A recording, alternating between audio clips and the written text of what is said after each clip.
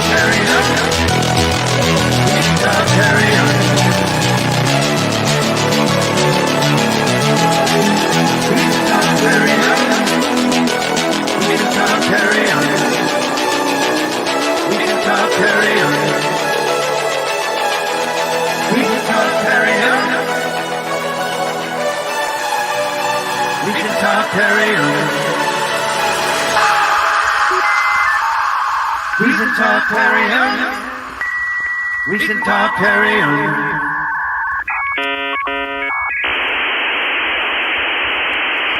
Hey, everybody, tune in to Recent Tartarians. Recent Tartarians. Recent Tartarians. Yes, we're here with our good friend Mike Wilkerson, Stellium7, as well as Raffael. How you guys doing today?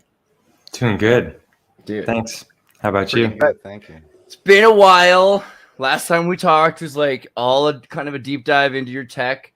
Something that we should also mention here in case anyone hasn't seen that. And I think we've got the fixed video because the first time there was like a glitch in the content, right? So you have that. I never got the original, so you've got that. And Oh, really? You're welcome to re-upload upload that again without the glitches. I thought I sent that to you in Telegram. Okay, so we'll re-upload the thing. There's been a glitch to that thing. So that's something worth talking about again anyway, is that you were the first, just about the first, at least Wikipedia kind of points out, it's like the easiest to find for first cited source of hacker arrested in the United States, just about. How would you put that better? I wouldn't say hacker arrested. I would say the first one charged. Or not first charged, but the first convicted of the crime of hacking. There we go. Yeah. Not the first convicted. The first to go to jail, I think, would be a better way of phrasing that. Right. Yeah. Fair enough. And we did and that's a fascinating episode because wire fraud existed before that. Right. Exactly. That's I wasn't the first hacker to be jailed, but definitely the first to go to jail for hacking. Yeah. I mean, which is a dubious honor. No, I mean, it's interesting. But there's a lot of other things about you as well, and that was something we wanted to take the time to cover in this episode. You also do the Stellium7 channel. You're climbing in and out of reality and looking into what things are in the real world, not just inside your computer. So maybe give a little backstory, a little background on you. Oh wow, I left the hacking early, and Raf, you can't disappear like that. That just he does. It always terrifies me. I don't know what to do with it, but I'm right here. But it's like you're the guys talking right now. Yeah, I get his point. The screen. I get his point. Part of this too. What was it? What were we talking about? What you get? I've had a long and winding road. I've been working in Europe now for the last 20 years, 25 years. I was a student originally. I came here as an exchange student. Was in tech, worked in IT, in and out of IT, worked for IBM at one point, started a tech company in Stockholm that I later left. And I work now as a chiropractor in Spain. And I have done that for the last, in Spain for the last 11 years. And then about 5 years ago, I started digging into all kinds of different alternative subjects that, were in the backwaters of the internet, and came across a number of subjects that were fascinating to me, among them cosmology and earth shape. And a good friend of mine is Conspiracy Music Guru, who's also known as the Flat Earth Man. So he kind of cracked my brain open with some ideas about 5 years ago. And that led to all kinds of other, inquiry, looking into different subjects, because I figured if something as big as the moon landings or 9/11 or, a number of these massive things that are not what they tell us could possibly be true, then what else is a mess. And dude, massive shout out right now to Conspiracy Music Guru. This is just what people need to be listening to in case for some reason you didn't know. Yeah, if you're not familiar with his channel, it's one of the most epic on the internet. And his first 10 music video, all of his music, every music video he's done is just epic. And he does such a good job. He has a great any style. He's a one-man production machine, and he does it all himself, from the music to the singing to the video production. And he's faking space better than NASA, actually. I mean, and he's a nice guy. It's pretty amazing. He's a great musician. And so I highly recommend, if obviously if you're cool, you probably already know about Conspiracy Music Guru, like Mike said, but there's surprisingly a lot of mainstream people out there, and so every once in a while I'll be like, I listen to Conspiracy Music Guru, and then they will too. So that's a good sign. Yeah, he's had a few of his songs have been banned because they're just a little too close to the naked truth. But you started your own channel, Stellium7, which is, I think we're just about neck and neck, You passed me up finally. Don't. I'm just. We don't have to. This isn't what this is about. You come here to me like this. No. Okay. But yes, good job. You're catching up again. So you surpassed me several times. Don't. What is this? This is not a pony trick. Yeah. But yeah, so he's got a lot of followers actually, and people love his videos. Not just because you're just such a fun personality. I mean, you are though. I mean, this is great. You're walking around in Spain.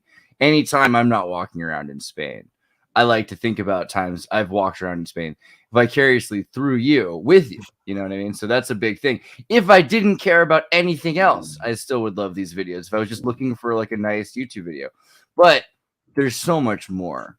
You know what I mean? You know what I mean? There's just a little bit. There's a little bit beyond the naked eye, but not really. Most of it is right there for the naked eye, and then a little bit of camera assist. Like you've got the optical zoom, so you can see Ibiza. Yeah, I mean, it was with my phone. I didn't have a powerful. Where's the curve? There, but that's the thing, you know.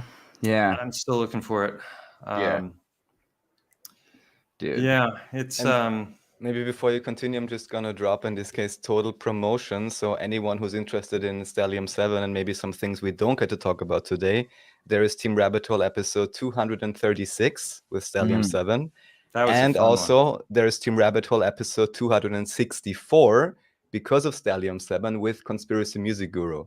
And awesome people, obviously. So check it out. And I also love Conspiracy Music Guru's videos, I gotta say. And of course, Stellium7. I'm surprised that you haven't talked about this with him before, Andreas. So you went chronologically first through the hacking. But yeah, let's get into the meat of the thing. No, if you have never discussed this on this channel, I'd be surprised. No. Which part are you saying? Well, the Titan blood part and the Heartstone part. Well, we've talked a little bit about it. Yeah. But I mean, the last time we were talking about the hacking quite a bit, but then we got into some of the research that I've been doing over the last 4 years since I started the channel. And originally, so Alex got me looking at things like Earth shape, and I was going down a whole bunch of other rabbit holes before that. Before I knew there was a Team Rabbithole, I didn't realize I was a member of it. But I kind of grew up in the rabbit hole in some ways, so it's just like treading water. But so Alex got me thinking about some different stuff, and then I came across some videos looking at different aspects of geology and pondering whether the timelines were off completely on what we've been told by mainstream geology about how long it takes for things to form and how they form. And the age of the universe and all these kinds of things, and came across videos talking about things like rapid petrification. Some call them mud fossils. The idea that it all happens a lot more quickly than we realize. And that was a new idea for me, and it didn't surprise me one bit, especially considering that the Earth may not even be what they tell us. So, yeah, I started looking at the rocks differently, and then there was a video by Sylvia Ivanova, or it wasn't by her, but it was on the New Earth channel. That was No Forests on Earth, No Forests on Flat Earth, and that was looking at the mesas and a lot of these different mountain shapes and structures, and it's pear-shaped. I just gotta get a quick "it's pear-shaped" in there because there's a couple comments in the peanut gallery going on right now about the curvature. And I was like, I just want to remind you very, very scientifically here that our founding evangelical Neil deGrasse Tyson did say, hail Saturn, and it's pear-shaped. So that explains a lot about the confusion of the curvature. We can go back to sleep. Anyway, keep going. They say it's an oblate spheroid, but I've seen no evidence of that. They don't even have a live stream, that doesn't cut out. So it's If superheroes were real, do you realize how NASA? If superheroes were real, do you realize how like Superman would probably be a flat earther? You know what I mean? Like, think about what that would do to and not just Superman, Clark Kent, right? So it would affect like the media. I don't know. All right, let's keep going. I'm sorry. Well, what do you want to know? Well, you Well, so okay, so Listen. here's the deal. Let's break people's consciousness open a little bit and just suggest to them for a second that these rocks are made up of living, the biology makes up geology sometimes too. Not just that geology makes up biology. What's your theory here? Because this is something I've always believed and you found evidence for. Right. I coined the term biogeology. A lot of people are familiar with mud fossils, and I wasn't trying to like steal his thunder by coining that term, but I felt that it wasn't really applicable. If a lot of the stones that we see are actually formerly flesh or bone of one type or another, and I'm not talking about regular fossils. I'm talking about, the stones that we see that we're taught are created, in the classic ways. You've got your igneous and your metamorphic and your sedimentary rock, right? And the sedimentary layers are going to compress, especially if they're under the seafloor, and all of the wildlife is going to die, and that's going to compress in there, and that's giving us our sedimentary layers. And then they tell us all of their different techniques for dating these things, and they give us the numbers, and there's a lot of controversy when you start to dig into some of this stuff, and you find out that not everything is just, the way they say, and that a lot of different techniques that are supposedly accurate may not be. And as you dig into them, they were hotly contested and debated along the way as they were implemented. And then it's just like no, the science is decided, and so. Yeah, there's a whole lot to this realm that is really far out, and it doesn't really. It's not so easily explained when you look at the explanations they give it. But, so let's look at it for an example right here. This is a rock that we both saw. I think you showed me this particular rock, right? Like when we were in Spain. Yeah. So that is what I'm calling a chunk of Titan bone, and so to start with that is kind of. Difficult for people unfamiliar with the topic to even begin to grasp, but we can come the back. idea is that there's a mountain here in that's near the village that I live, that I believe is a fallen Titan that is at the very least a vertebrate, but could very well be an elephant. So you've got this massive 3-mile long mountain that looks very much like an elephant, and from a variety of different directions. So that's a crazy idea for most people to even begin to grasp. Montgo, Montgo. Montgo. I did that right? No, got an E in there. There we go. Let's see here. Yeah, there we go. Here's this. Yeah, so that's looking at it from the front with the head slightly turned. That's from the side, and it's affectionately known in this region as the elephant, because from a variety of different directions you can see that the eye is placed where the eye should be. The head is the shape it should be. There's little cutouts right where the head meets the shoulders. If you look at it from above on Google Earth, there's ribs that are coming down to the sides. There's a big canyon that goes right between where the legs would be. So just looking at it from a macro level, there's already a whole bunch of interesting coincidences that go beyond pareidolia, right? Well, some would say, no, it doesn't go beyond pareidolia because this is a batshit crazy idea. But pareidolia is when you're looking at something and you're recognizing a pattern and it's not actually what you think it is. You can see things in clouds that aren't really there, and you can look at rocks, and there's an interesting Jesus example on of toast. it. Yeah. Right. So that's that there is a stone that ties into a whole other aspect of the research. So maybe you can go to something more interesting than that big hunk of a rock. But the basic. I was going to start with the question when we were looking at this area here. So what would, for instance, be just on a simple level? Let me go. How far do I have to go to see this part? Right. So this is what I would call cortical bone.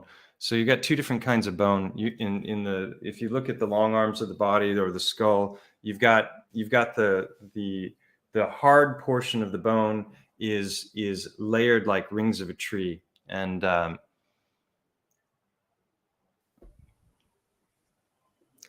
I think it's probably better if I take over the screen because you're just bouncing all over the place, and there's not going to be anything coherent. I was looking at the bones. I thought that, yeah. If you got, let me Okay. throw you. If you've got, can you you want to try a screen share? Sure, I can do that. Hold on. Let me See if it's I need if it's to unlocked. present, share screen. What would the Titans have eaten? Crypto Alchemist asks. People. No, I don't know for sure, but Yeah, maybe there was titanic fruit as well. I don't know. It's hard to imagine what a. So you're seeing my screen now, right? oh, there we go. I mean, you know, the there is the thing on avocados being originally for giant animals, and that they're one of the last survivor fruits of that period because most of the other fruits couldn't have been digested by smaller animals, so it had to be smaller. But that's a new one for me. I hadn't heard that. Okay, wait a minute. Let me get something here. So.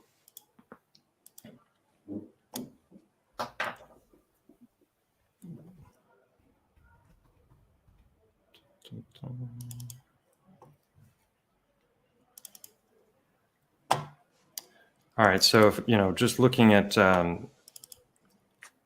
Hold on, because that thing is going like that's an infinite void. There we go. Okay, Is that better? Really? Yeah, but now because of my ADHD, I need to show the right. So I wasn't planning on getting into the whole. I just want to corroborate my psychopathy here and say yes, avocados, giant sloths. Okay, now I feel better. All right, we're done. They ate avocados, pits and alls. Okay. Yeah, and then so they pooped them out, and that's how they got these giant avocados everywhere. All right, but yeah, your screen is showing this deep. Oh, okay. Yeah, there we go. So wait a minute. Let me pull this up down here so I can see you also.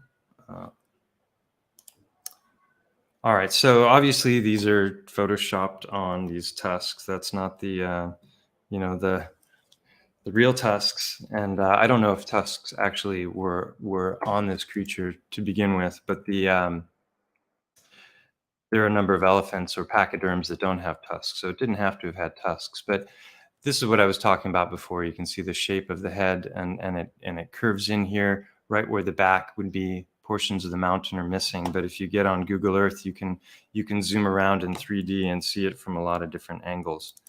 And this is looking up from below.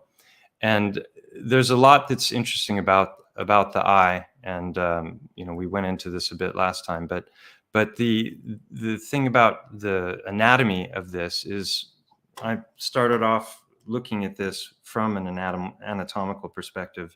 And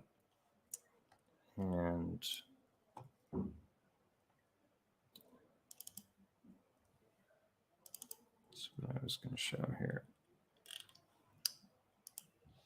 So we launched right into the most complicated part of it, which is the cortical and the trabecular bone. And so that's getting into what is known as histology, which is the breakdown of tissue. So if we look here, so this is what I was talking about with the periosteum. Right. Sorry, let me get that out of there. There we go. That wasn't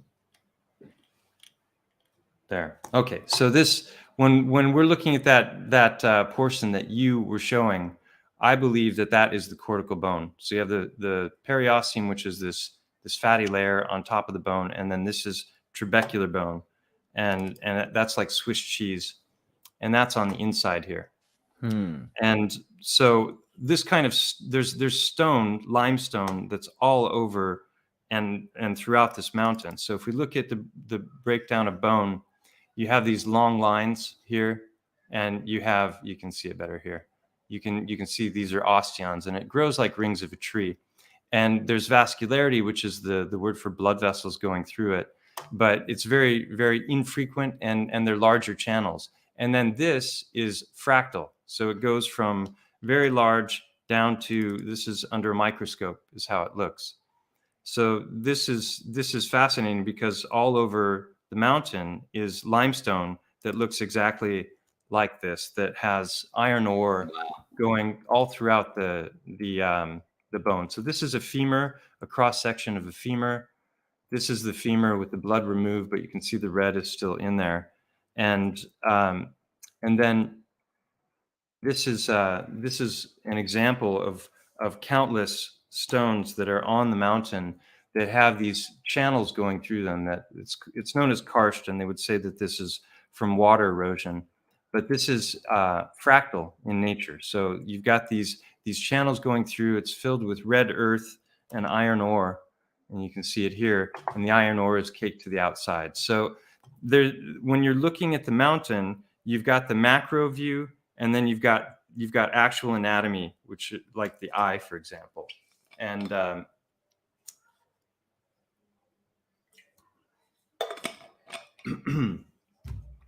and this is getting into the histology. This is what iron ore looks like.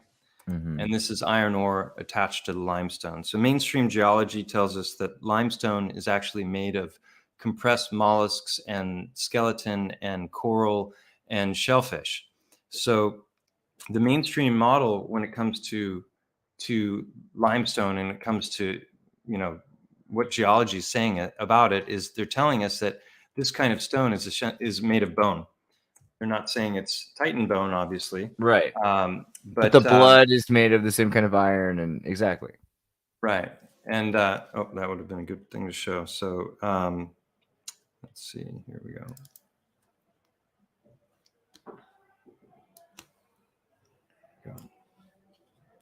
It's actually really akin to early 19th century science as well, like the ideas of the Titans, the idea that biology was combining together to make up nature. That's what Chardin was saying as well. I mean, this is just tons of evidence for it. Keep going. Sorry. Yeah. So you can see here that this has got all kinds of little micro lines going through it, and then it's got these channels going in. It's caked with iron ore, and then you'll also find all sorts of quartz all throughout this area, and you'll find that first stone that you were about to show actually shows the blood vessel remaining inside of the channel. So the channel is filled with red earth and iron ore, but it's actually coated with quartz. So in my theories about titanology and just biogeology in general, I believe that fat and fat, nerve, ligament, tendon, disc, all of those things are going to petrify to quartz of varying types depending on what their histological composition is. So that's the fourth video of the series. I go into looking at the breakdown of the histology and looking at the actual composition of blood. For example, you got the red blood cells, which are going to be your iron. That's why it's red. And then the plasma is primarily long chain fatty acids. So that's going to break down to quartz of varying types.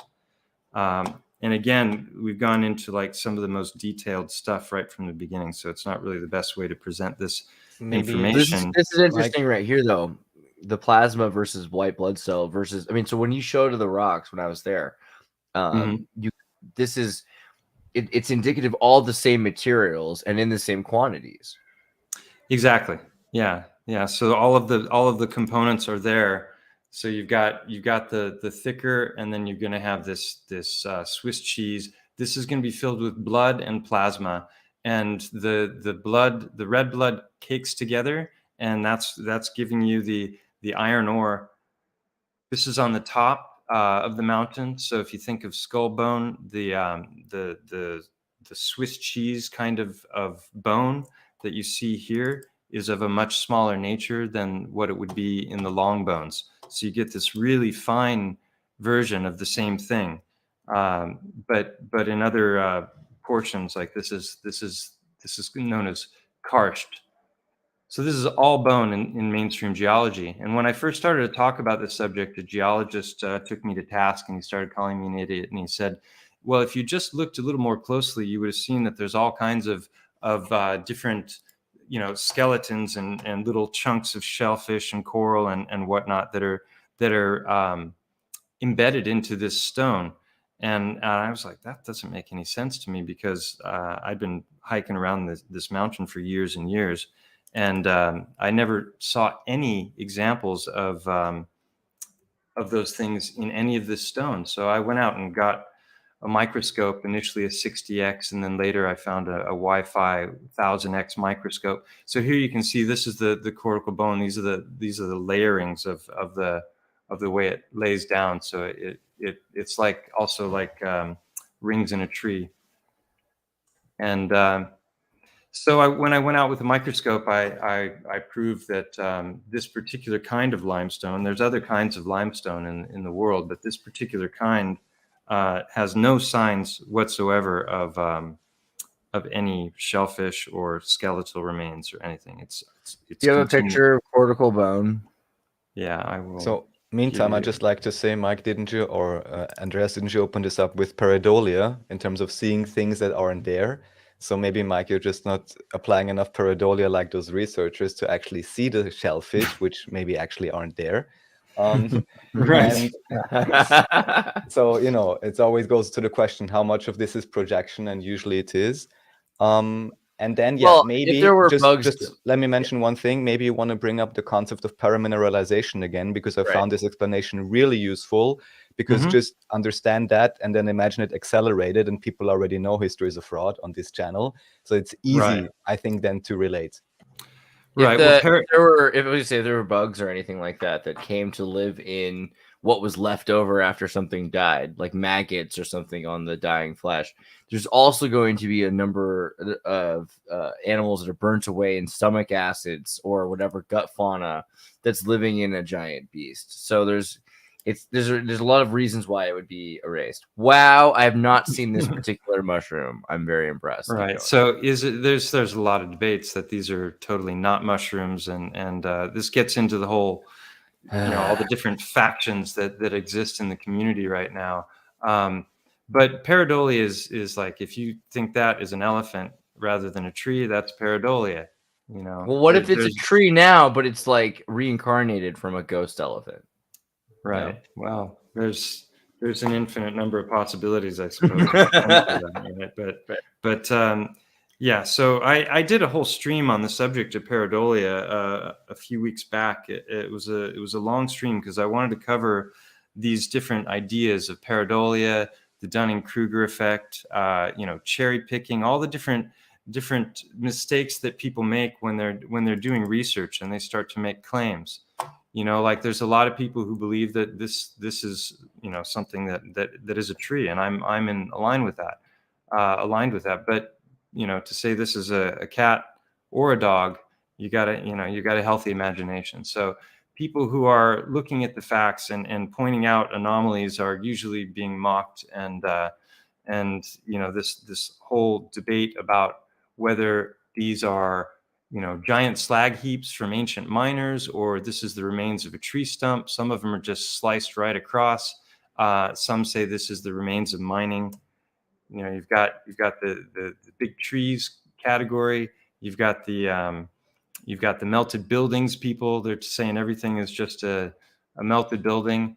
But there is so much evidence in my mind for the grand trees, and I constantly recommend a channel called Hangman 1128, because he's got by far and away the best footage in the world when it comes to the great trees.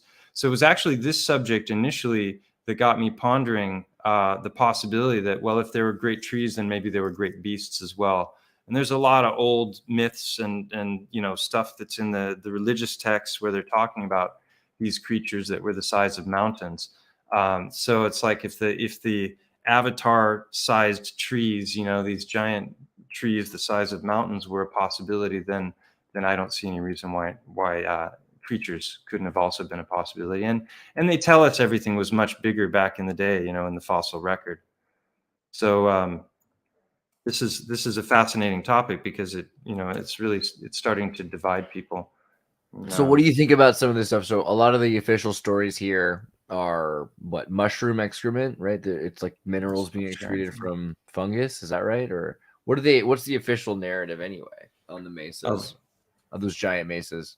I don't know. That I don't picture know. you just, I if mean, you go back 2 or 3 pictures, there's one that you show that I think is in Scotland, and it has these. It's like a tree, but it looks like almost like cubes rising up along the side. It's the third picture back that you presented. The official story a lot of the time. Here we go. this one. You go back a couple more, one more. That one. So that was it. One more forward. This one. Yeah. Yeah. So the official story here, right, is that mushrooms are growing and excreting mineral, and the mineral is poured out. It's supposed to have to do no. No, that's not the case at all. Is this the volcano one? What's the one that they're telling you? Yeah, these are basalt columns that they say are formed from cooling lava, and I find that to be utter bullshit. Because, I mean, I've seen lots of different manifestations of lava. I've never seen lava cool in any kind of a cohesive geometrical pattern sort of a way. So whether this is some kind of giant, a giant tree or giant mushroom, some people believe. A guy from Mud Fossil University believes that this is just a giant tendon, an Achilles tendon of a titan, which I find to be far fetched. Because where's the rest of the creature? Like an Achilles tendon is going to be there sticking up out of the ground. It doesn't make sense to me. But when I see something like this does not look like mining waste. This looks very much like a tree. And I'll show some stuff later on that, will probably convince a lot of people that this is possible. Right. But these are pictures that have been circulating now for years, ever since that No Forests on Flat Earth video. And a lot of people have added to it along the way. This is a mountain from my hometown called Let me really quickly zoom in on here just for people who aren't familiar, just with the columnar basalt. It looks like cables snapping. It looks like anything other than the official story. All right, I'll jump back. There you go. I didn't realize you. Okay. Your screen is zooming in on itself. Right, I know, but there we go. There we go. Where is it? There. But I'm not. Am I sharing still or no? Yeah. Oh, okay. All right. So yeah, this is an example of pareidolia. I think this is a mountain called Chief's Peak in my hometown, and I've flown around this thing back in the days when I was flying hang gliders. I flew around the nose, and so I've seen this from all the different angles, and it doesn't, from above or from the other side, it doesn't look like an Indian chief, but that would be pareidolia, right? As with this, if you think that's an elephant. Or something else would even dirtier mind. Exactly. Yeah. So it's important that people don't just jump off the deep end when it comes to this kind of stuff. And when it came to the mountain, the first thing I did is I got on Google Earth and started looking at it in 3D. Because you can tilt it and look at from all kinds of different angles. So it's taking a little while to load. I do like the Godzilla cloud. The Godzilla cloud was nice. Yeah, definitely. Godzilla. And even if you don't believe in Godzilla cloud believes in you. But this is true. Pareidolia does exist. It's important to acknowledge it. It's acknowledging that pareidolia exists. That's important and of it's a scientific pursuit. But some of this stuff seems a little beyond that.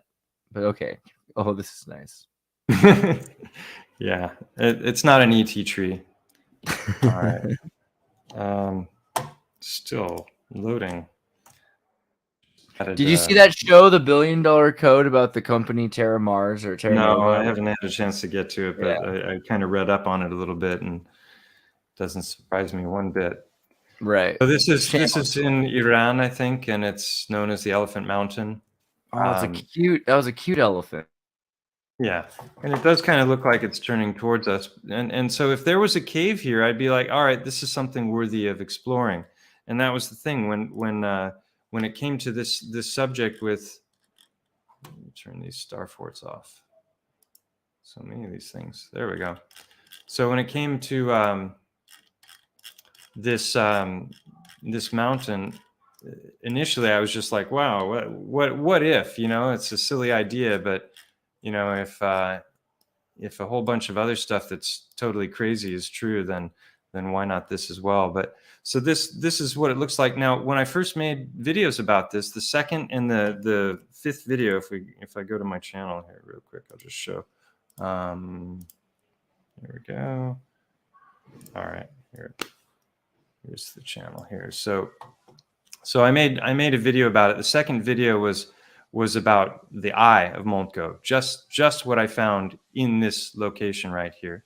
The third video was about the ear. I didn't know, but at the time that I was starting this research, there's a curved cutout here that looks just like an ear attachment, and right there is a cave going in, and it's incredibly well explored cave by archaeologists who've gone in and they've done 3D mapping and found skeletal remains, and it's incredibly fascinating. So I made the third video about that. Fourth video is about the tissue, showing the breakdown of all the different manifestations of these different kinds of rock and how they match perfectly with vertebrate anatomy, which, you know, at some point you have to start asking, like, how many coincidences does it take before it's no longer a coincidence? You know, maybe it's actually you've got the beginnings of a preponderance of evidence.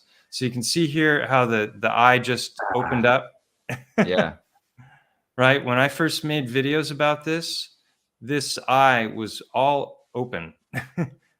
And then after the second and third video, what somebody at Google Earth did was, as you zoom out, it all blurs in now. Didn't used to do that. And so the fifth video I made was about additional discoveries at the eye that actually, you know, we discovered together because you and I and Victor were up climbing around in this thing.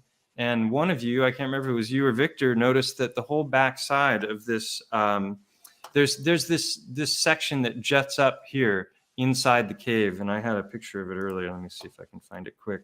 And that section that jets up is exactly where the eyeball would be located. And the remains of the eyeball are actually there. And it sounds utterly crazy, but I can show you what I'm talking about. I mean, thank God it's true, because otherwise we could be dead, you know, climbing inside of a giant eyeball. I don't know what we were thinking. Yeah, it's a good thing you didn't blink. So here we're just below it. This is that section that's jutting upward, and you can see all of this upper portion of the cave is unbroken. So there's a whole bunch of rocks that are just inside here, and it doesn't make any sense how they formed or where they came from. But what makes even less sense, unless this is the remains of a Titan, is this whole section here. The entire backside of this is covered with a 10-inch thick layer of crystal. The entire thing. So if you look at the eye, this is obviously human, but there are these lines where the bones meet, like the frontal bone and the maxilla and the zygomatic arch. They're these sutures, and they're lines and they're fissures where the blood vessels and the nerves go. And so those are in specific places in vertebrates. Like if you look at an elephant skull, here's an elephant skull. And this is what I do in great detail in videos. So I'm just giving kind of a cursory. An elephant skull? Yeah. Wow. So without the schnoz, that's really interesting. Right. So here's another. There's a lot of variations just in elephants. They vary it looks like a dramatically. guy. That's so weird. Right. So this line here is this suture between the frontal bone and the bone, and then this is actually big muscle, and then the eye socket is in here. So the interesting thing is also, wait, I'm going to show one more thing right here. See this hole? This is called the infraorbital foramen, and there's little blood vessels and nerves that go through here. Well, in an elephant, they're here.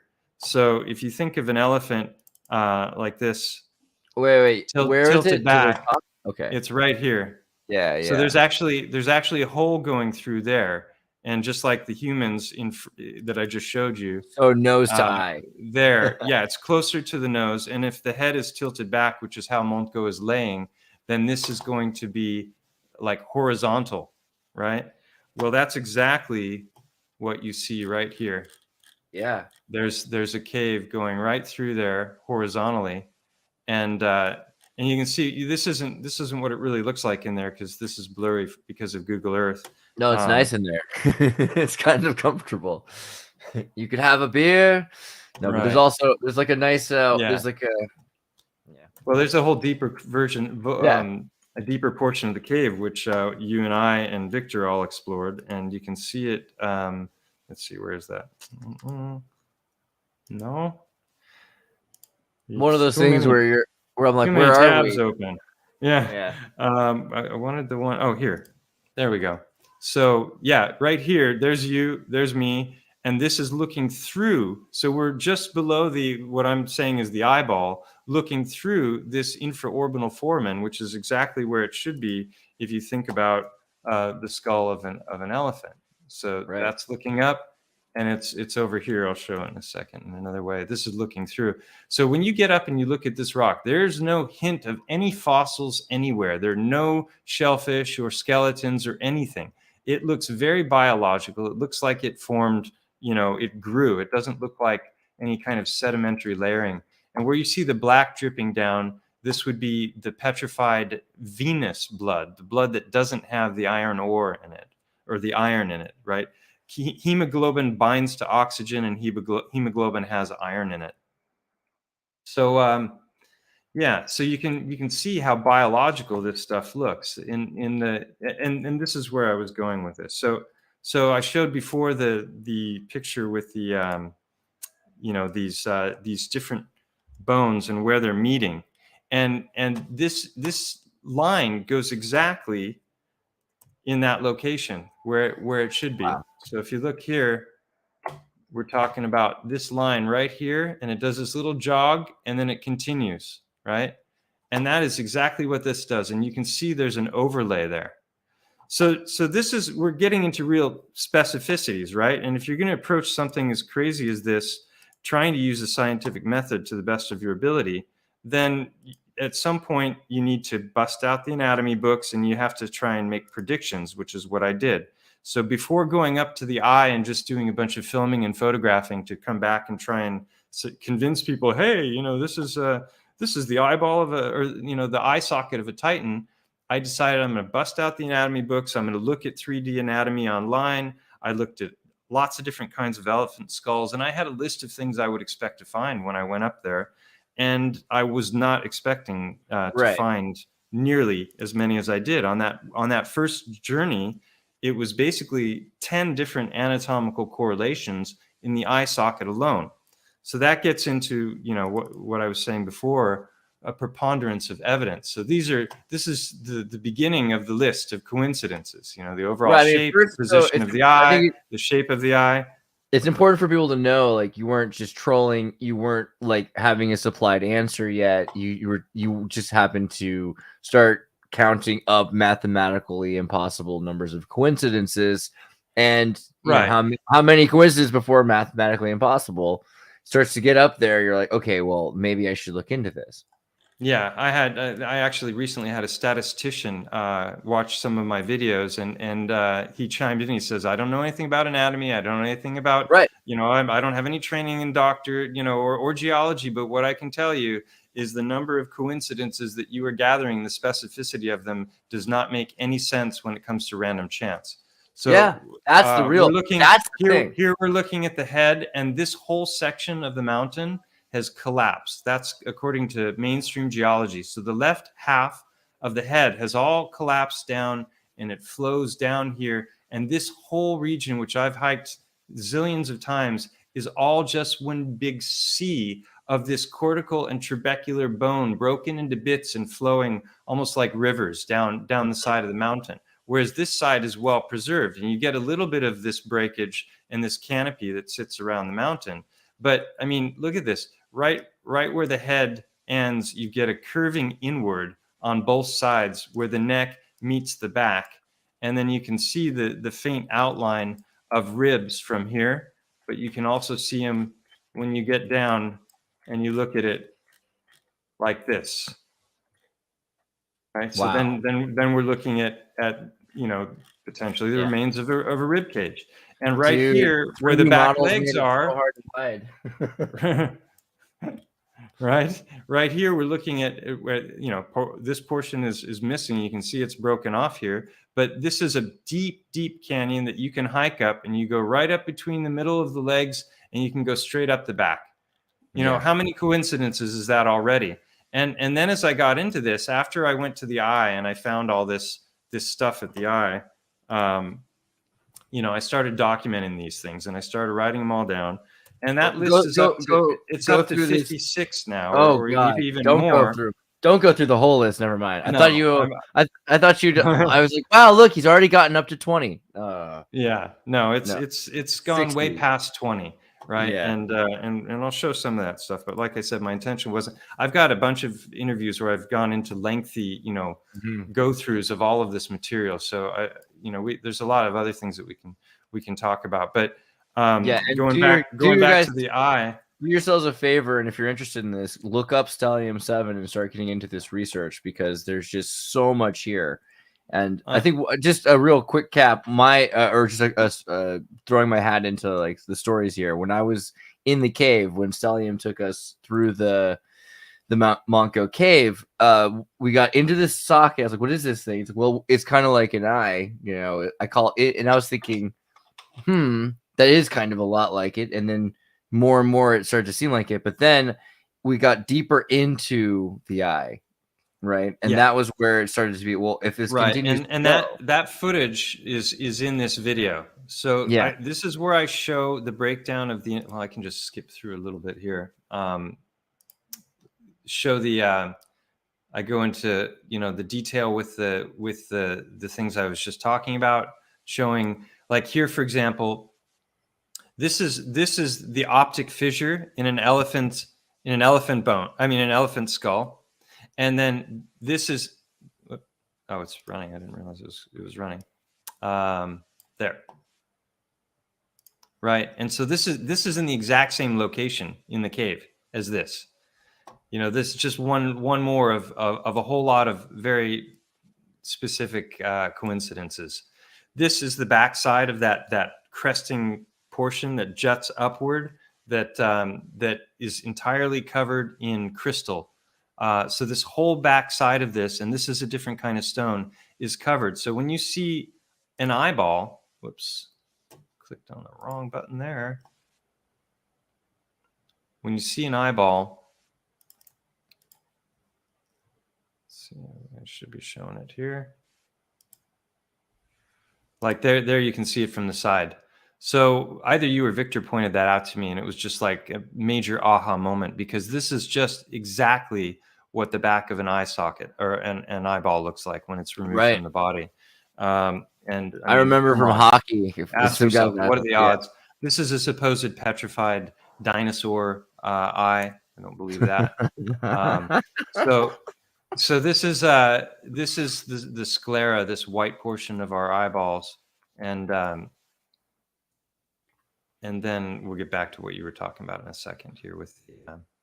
Well, I mean, you show that percent. Yeah, there. Yeah, this is what an eyeball looks like open, right? This is your retina inside. Like gooiness. There's this gelatinous material, and then the whole back portion where this has been removed from the body is all this just really kind of chunky, fatty layering.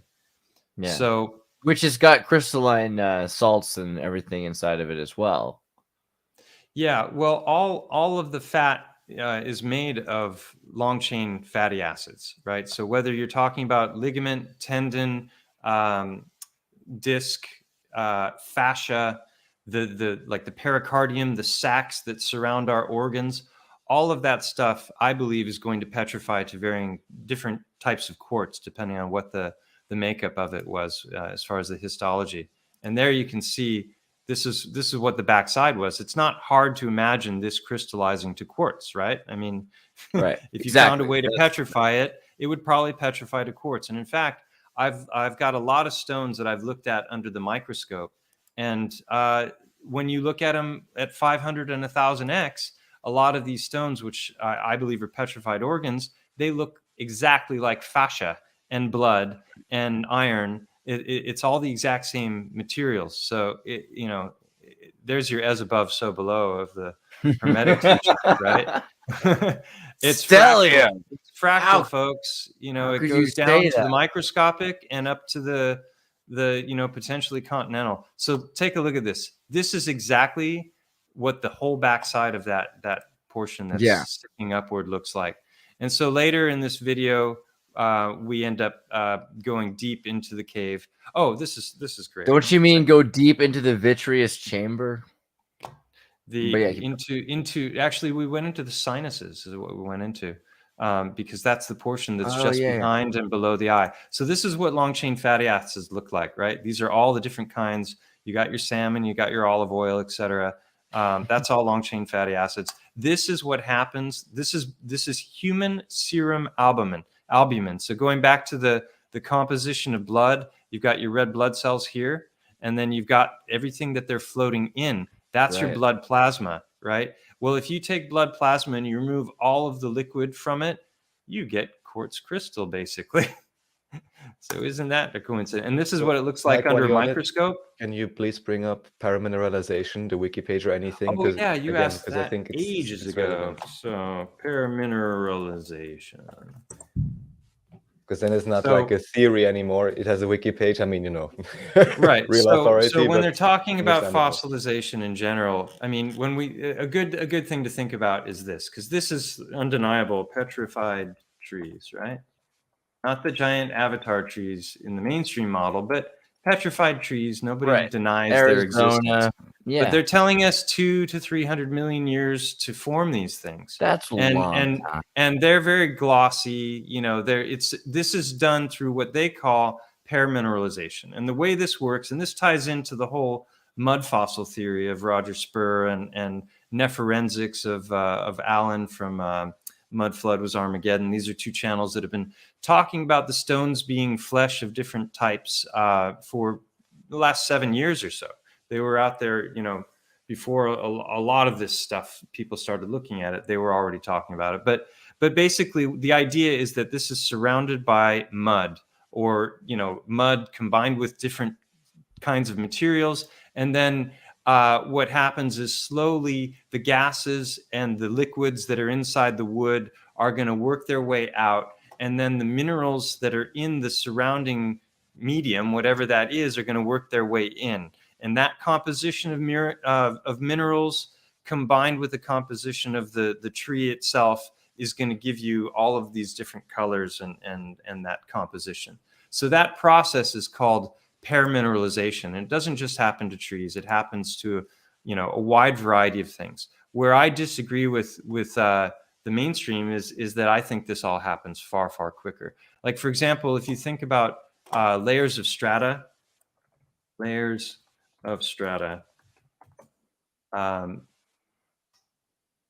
is one of the stories they give us, is these all lay down and we can date things based on what we find in these layers.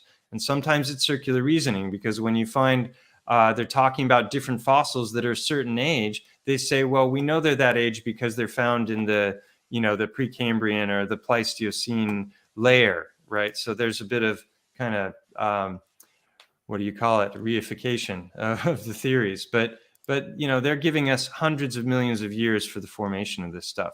Well, that's kind of BS, because there's research that's been done where you can see, for example, at Mount St. Helens, literally within a few hours, you got very complex layering that formed through the slurry flow of the volcanic runoff. And you got this micro layering that mainstream geology tells us takes thousands and thousands of years to form. Right. So that formed in a matter of hours. So that's there's a lot to look at. Is instant fossil? So how long can instant fossilization take? Because as far as I'm aware, it can take a long time to instantly fossilize too. Hours, days. It doesn't, as long as it's not millions of years. I mean, so what's the deal with instant fossilization? Well, there's a lot of different theories about instant fossilization. There's a guy named Mungo Jep, instant fossilization, I believe is the name of his video. Like instant fossilization could take a century. He's with the whole Thunderbolts project, and they're looking at the universe from an that the universe is electric. They don't go with the mainstream model, but they're actually, they're engineers and physicists, and there's some pretty knowledgeable people that are part of that group. that are sharing that cosmology. But this is a video where Mungo Jup is talking about different theories surrounding this. But I think it's in this interview he talks about a situation where there were power lines that went down and they laid across I think it was several different trees, and they were laying on these tree trunks. So someone had come along and cut down the trees long before. Then when the power went out, the lines laid down across these trees, but the current didn't cut out. So the current was going through these trees for something like 6 hours, and basically it petrified the trees. And it didn't just petrify the stumps, it petrified the entire root structures. Whoa. So there's a lot of stuff, when you look into like electric mining. There's a guy on Facebook named Mike Ferreira who digs into electric mining. And he, if you look at all the different, like this is one thing, talk about factions and people arguing with each other, a slag heap. If you look at these mesas that everyone's calling tree trunks, well, some of them could well be slag heaps, because that's how slag forms, right? If you think of mining on a much grander scale, so that what we call volcanoes might be, former cinder blocks of whoever built the ancient world, right? The world that's no longer here. So slag heaps is an explanation for some of these tabletop mountains, but there's a lot of them where there's some where you can actually see what appear to be tree rings. You've got Devil's Tower, you got the basalt columns. These things to me don't make any sense when you look at the mainstream geological explanations. And it's interesting that they use a lot of the same terminology for geology that they use for biology.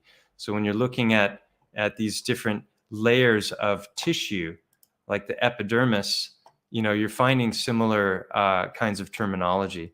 And what if we're on the back of some gigantic creature? Who knows? Maybe the world itself is a creature, and we're just little cells within it. It's far out to ponder. But so I didn't jump off the deep end. I really went at it methodically and pulled in a lot of resources, and that's what the whole series really goes into. And going back to here, we went into the cave. Here I'm talking about the fractal nature of blood vessels. Right. I'm showing all the different ways in which that manifests in the mountain, and it makes no sense if you think of water erosion. where did that go? Right. If this was geological, it should have just washed away. There's no reason that this would have formed the way it did, unless it was biological. So this is how blood vessels grow, right? And they branch off, and it's all smooth on the inside, and the blood's flowing through this, and it gets into smaller and smaller channels. Well, if you think of this as a stone, this black here, and the red is a channel going through it, you could maybe imagine that somehow there's going to be a rivulet of water that's going to go over a long period of time, and it's going to eventually form a channel through the stone, right? But you wouldn't expect that to form a channel and then branch off in different directions all over the place, form new channels, and keep branching off and branching off. That doesn't make sense to me. It should do the exact opposite. Erosion. It should do the opposite. It should come together. They tell us what the Grand Canyon was formed by the Colorado River. I don't believe that for a second either. But they're saying over hundreds of millions of years it's going to form this. So this is looking at the backside of, this is all crystal, right where it should be. And then right where I'm standing, when I took this picture, this whole crystalline structure goes down towards the back of the cave where we went in. And I believe that's the optic nerve that's still there. And this is it. And it's also covered with this big, thick layer of crystal. And that's going back and down. So I'm just talking about myelin sheaths, which is these fatty cells that surround the nerves. Oh yeah. And so there you can see that's all crystal. This is all crystal, everything you're seeing, and it's all going back and down from behind that big structure. Fatty so, crystal. How many coincidences are we up to now, just since we've been talking, right? And the critics. Oh, and here we go. I can show this little portion here. You hear the sound? Sped it up. I can't hear it, but You don't I think hear it's sound. All right. It's the way the StreamYard works. I don't think you can fix it. Yeah. So here we go. I'd have to go out of sharing and go back in. But so this is our trip when we went up, and then we're inside there. I'm showing some of that same stuff. There's that line. So you can really get a sense of it here. Like that line is exactly anatomically where it should be. It's right where my finger is pointing. And you can see the cave, and this would be the frontal bone, and this would be the maxilla. And so crazy. Yeah, it's weird. It's like we're either in a simulation or the biblical. That's the only time you'll ever see me wearing a mask on camera, by the way, or mask in general. It is so dusty back there. You you don't want to do it. So. Yeah, so we get inside. That's another interesting thing though, is that the life that, like Burning Man, all of this dead, dusty, fleshy life that becomes inhalable powder, basically.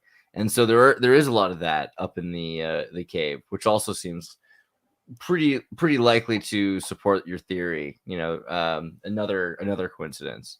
Yeah.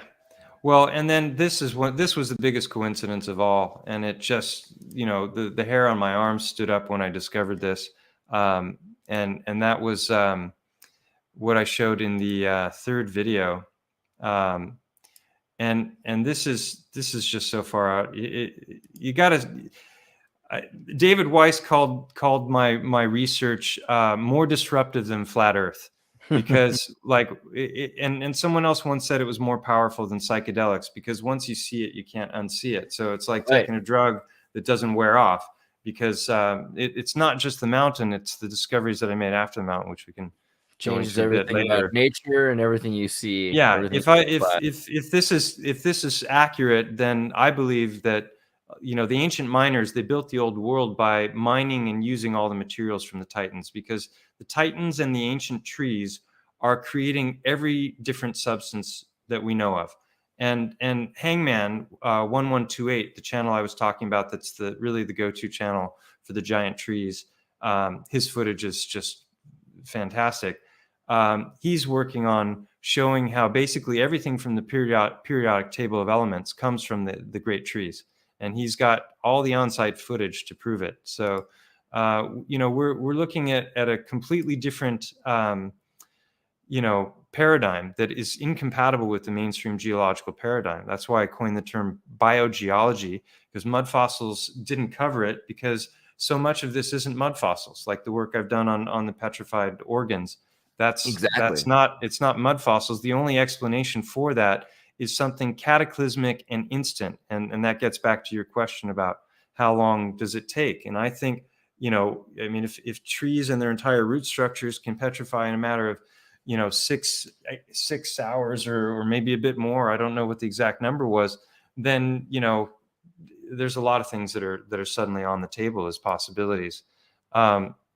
So right here, this is where it gets really trippy. So once I made the discoveries and I went up to the eye and documented those findings, I started to suspect, well, that side of the mountain is so well preserved, the other side is collapsed, so I wouldn't expect to find a cave, but maybe, just maybe, there's another cave. If there's an eye socket, then maybe there's an ear.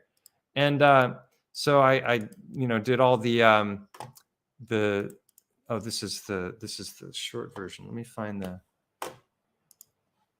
Yeah, instant petrification can take up to centuries, according to mainstream science now. So they've made it more ambiguous, even, which is amazing.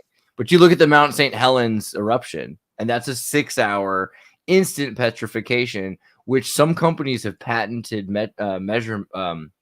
they've patented ways of instantly petrifying something using the same technique as this volcano, St. Helen, because it's penetrating the trees or the material with a certain amount of aluminum and silicon and other high mineral materials. And Stellium, in your Unveiling a Titan, you also talk about this Italian dude, no? Maybe you want to bring him up. Oh It's a bit yeah, creepy, yeah, but that's a good thing to I guess show. it's Yeah, it's the yeah. So Girolamo Sagato, he's not the only one. Girolamo Sagato, and also a guy named I think his last name was Bruni. They both, in the 18th century, or I guess that's the 19th century, 1800s. I always get that confused. But this guy knew how to turn any kind of flesh to stone. And, Wow. and the remains of his stuff is still in the museum. So Girolamo Sagato, if we do an image search, it's pretty. Some of it is pretty gruesome, but basically all of this stuff has been turned to stone. Dang, some gnarly taxidermy right there. Yeah, it's some really gruesome stuff, but no, it's medical though, right? He was like a priest and into science, and there was he was doing this for science. Well, this is a cerebellum here. This is a kidney. His secret died with him, so he, the. Oh, and please He bring up died this an bust, Epstein death because he looks like Medusa on this bust he has everywhere. You see it with the snakes behind. Like, what is this? Yeah, and that's when it comes to the synchronicities, also that synchronicity checklist that I was showing before. One of them is really fascinating because the name of the river that goes right by Montgo is Gata de Gorgos, which translates to the Gorgon's cat. Well, who are the Gorgons? They were the three sisters in Greek mythology, and one of those three sisters was Medusa. So these are all things apparently that he's turned to stone. Now, I haven't held these with my hand. Weren't the Gorgons the good guys and small soldiers, like the little soldiers thing? They also exist in Legend of Zelda, Gorgons. Just saying. Yeah, so these, this definitely ties into Medusa. And what do we know about Medusa? Instant petrification, right? She looks at you, you turn to stone. Gorgon's important. I'll save it for another lifetime, but man, that's a snake I'm gonna have to dig into. But okay, so Sagato, and then who else is? You got another petrifier? Yeah, there's a guy named Bruni, petrification maybe. I think it's Bruni. I mean, the idea here of using materials that will render or will remove anything other than the crystals, and then the crystals can grow because you've got all the material necessary for them just to keep growing. It isn't hard to imagine that there were some expensive. I don't remember his name. Well, that gets back to the thing is mainstream geology tells us that organs wouldn't petrify because they would be eaten up by the bacteria and the different kinds of worms and larvae that would normally be deteriorating the flesh, and so the soft tissue is going to break down long before the petrification process could ever happen. That's what they're telling us in the mainstream model. What's the difference between petrification and petrifaction? That's a good question. I could have answered that before, but I've forgotten what it means. I think they're used interchangeably, so there might be a distinction, but a lot of people just kind of switch back and forth between them. This is something I was going to show here. So the Google is saying organic material becoming they're basically the same. But a petrifaction tends to refer to as petrification of bone and beaks and shells survive the material. So petrifaction maybe. Yeah. So typically what they say is bones survive because it's already hard, and the rest doesn't. And it's only in the rarest of circumstances that you would find petrified soft tissue. And I have shown a lot of evidence documenting my theory and the evidence for it that's absolutely not true, and that organs in large numbers can also petrify. But before I go away from this and close it, I just want to show that in the cave, this is obviously a human eye socket, but this is the best picture I've shown to show. There's these these channels going down at this steep angle. That's what you and I and Victor climbed down. And then we got into a narrower channel. And that's when you talked about having future phobia. And then we got into a massive space where it opens up. And guess what? That's exactly where the sinuses are in the skull. So, you know, just another of many different wild synchronicities.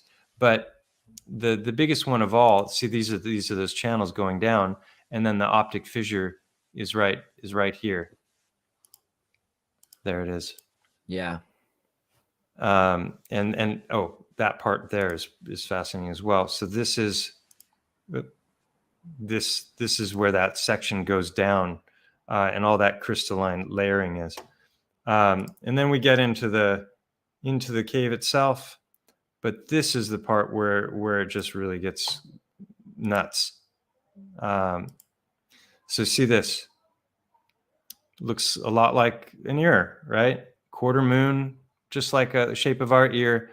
And it even kind of continues up there a little bit. And that's where that cave is that I didn't even know existed. And I went looking for it. And then the process of trying to find this trail on Google Earth and looking up some names of roads, I found that this canyon was called Cova del Migdia, or Barranc del Migdia, which means the Barranca of midday.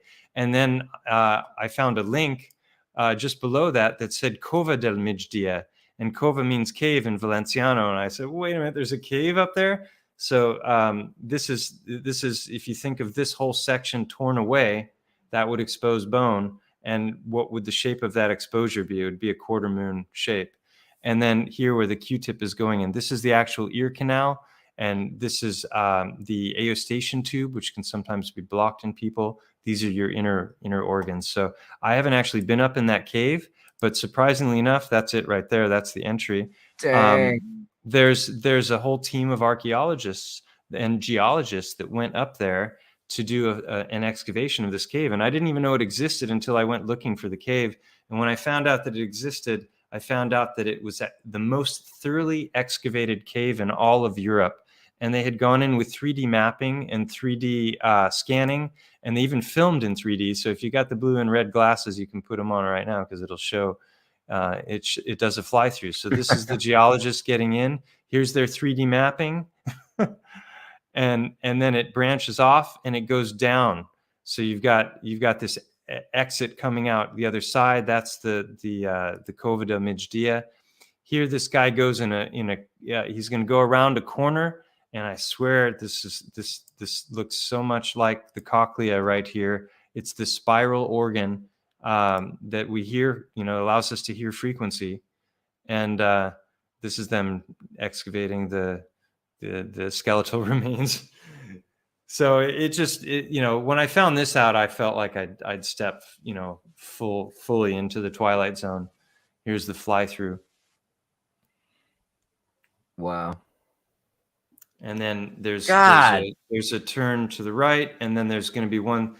These are some of the different. Oh, I'm on 50% speed. It's weird. So it's funny because to me this makes a lot of. I just want to say this makes a lot of sense. But I see some comments of people that are just like, "This is so much for people," and I don't understand why this is so much for people. Of all the things that people, because this is actually just pretty much you documenting things happening. This is you didn't even really. You could. It's such a okay. Keep going. I'll calm down.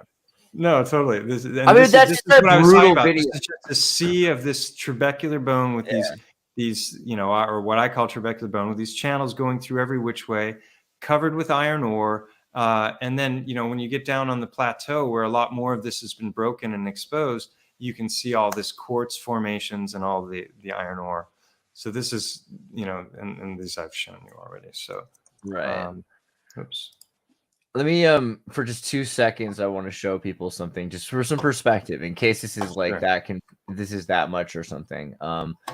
Is this the right thing? Labyrinth of Erewhon, 5 biggest animals. If you start doing a look into some of the largest animals that have ever walked the earth, and some of them aren't exactly elephants by their definition, right? This isn't technically an elephant, but this is about the size of a normal elephant. And this is the size of the Kathmandu And then if you start looking into some of these big creatures, the giant sloths that existed at 20 feet and etc., 120 feet, like some of these different things, 30 tons, 30,000 pounds. There are examples of animals, even just that we're supposed to socially accept, that kind of look like the same shape, same size, and are huge, And they talk about this idea of the vapor canopy and the amount of carbon in the oxygen. Yeah, Archaix's work is really fascinating. He's the one I think who's kind of coined that term, or at least brought it into the mainstream. Which one? The vapor canopy. I mean, he's probably gotten it from old texts. I'm not saying he's created the term, but he's the one who's definitely popularizing it. That's great. Popularizing it, and he's done amazing research. I've churned through probably at least 100 hours of his content because I find it very fascinating, and it ties in. I was in a live stream that he did, or not in the video, but I was in the chat, and I was asking him what he thought about instant petrification. He was saying, yeah, it can happen also through flash freezing. So if you have we know that the mammoths are there frozen and in Siberia and they died so quickly and froze so quickly that they didn't have time to rot. So apparently there are people that actually eat mammoth flesh because the meat is still good. So that obviously is not stone, but in a different scenario from what's happened in Siberia, it could easily turn to stone. Because if you have a flash freezing, if you think about the expansion of water, that can cause all of the different cell walls to burst, right? And you're going to get this kind of blending of the different tissues, and then that is going to permit the high mineral content waters to start to, because if you had the Great Flood and you've got this, these massive scale cataclysms, then you're going to have massive heat, maybe because of volcanoes, a volcanic ejection. They say that a pyroclastic flow can be as hot as 1,500 degrees Celsius and can move it faster than the speed of sound. That's pretty damn hot and pretty damn fast. So, I don't know if you've ever been in a sauna and blowed on your arm, but if you've got a hot temperature in the sauna and you blow, you can make it a lot harder, or at least your experience of it is a lot hotter. So with, whether it's super high intensity heat or whether it's some massive plasma, event, or coronal ejection, if you believe the mainstream heliocentric model, there's a lot of things that could potentially lead to these kinds of events. And somebody's rolling in something that's making a loud noise. I got distracted there. Oh, I wonder what that was. But I was going to stop in about 20 seconds. It's the somebody's pulling in an awning slowly. There. I was just going to quickly show because petrifaction is slightly different than petrification, even though petrified wood typifies this process. Petrifaction is the one where minerals can be replaced with other materials. So it's technically somehow different. And so someone might tell you, oh, no, this was totally not petrification. It's because a nice cover-up story. It was petrifaction the whole time. And then you don't realize that. Yeah, I think this is, they give us the small trees petrified like that, and they're all glossy. And then you don't see the glossy on the big scale when you're out looking at the avatar trees that Hangman so beautifully has shown. And so I'll show a bit of his footage in a moment, because I mean, if we go back to, this is what I was really most interested in talking about tonight, not even my research, because I've been digging into a lot of his his footage lately, and I honestly believe that his, am I showing my screen or no? Not yet. Oh, no. Okay, present. There we go. No. I stop screen, present, share screen. There we go. And I need to get you guys off, otherwise it's infinite regression, right? Are you seeing my screen now? Yeah. All right, so I'm just going to go quickly through some of these. So, there's so many different kinds of just utterly far out trees. This is one that has sap that's the color of blood, right? We showed, a bunch of the tree stumps earlier. This is more of the blood sap. So, that, I don't know. It just, sometimes things are what they appear to be. That's my take. And we're taught that, You know, in the mainstream model, this is lava cooled and pushed upward and then just form these perfect long hexagonal columns. And yet the bottom doesn't have that shape, and it looks very much like a tree stump. And what is interesting about root structures, and this is what Hangman has shown, is as it comes down, it curves down, it meets the ground, it goes completely parallel with the ground. So if these were ancient trees and they were miles wide, those root structures would stretch for a long way, and they would be perfectly parallel to the ground. And as they got exposed, we would see that because of the way in which roots grow and which bone grows, we would see that as sedimentary layering. So it's not so far-fetched, really, when you see the evidence. And this is the evidence that was, you know, shown, you know, going back to slag heaps. So I think, you know, some of these may like the flat top ones may just be the remains of old mining waste. But I don't for a second believe that that's the case when I see something like this. You know, this is from Hangman, his footage. And when you see this, he'll show you the exact same thing, identical, that's an inch wide, and he'll hold it up and then he'll put them side by side. And you can see all of the different ways in which the trees this size are breaking down. And this little portion here is just a minuscule bit inside of a tree that was probably 10-mile diameter at the base. And you can see how amazing this is. It's his footage is completely self-evident. I don't care what the geologists say, and I don't care what their stories are, because he's found sections of these stones where it hasn't completely petrified, and it's still got all the colors of the original wood. Right. That's so crazy. You know, we've got all these stories of you know, Paul Bunyan and the Titans in the Greek mythology. And it was a video by Jay Dreamers that I saw called Petrified Titans, combined with the No Forests stuff. And I think this is straight from that video, this picture, that made me realize, whoa, wait a minute. If those real trees were a thing, and, you know, I mean, look at these trees. I'd never even seen these. This is a recent picture I came across. Like, if that was a petrified trunk, and, you know, it's not going to petrify the way you would expect it to, you know, because what a weird trunk, you know? Right. And also, if something in petrifaction, if there's no growth of anything for another 100 years out, let's say you're in, you know, a dust bowl in Nevada, right? Then nothing grows on top of it. But let's say you're not, and then things do grow on top of it, and that changes everything, because all of a sudden now you have a lot of new material to deal with. Well, what's fun is a lot of times the trees that grow on top of the great trees are a miniature version of the same. So it's almost like the moss of the old trees survived, right? And we call those like the sequoias now. Yeah, the young growth. You know, that was like the little tiny ones. And then this is an amazing video. I'm not sharing sound, am I? No, sound is not. Okay. No, sound is all right. not. We don't need sound, but I just want to. Where is I'm hearing it though, and I want to turn it off. You could also subtitle. It's not showing me the. I just think it's really funny. I don't know why I keep wanting to defend it, but so many people out there who don't.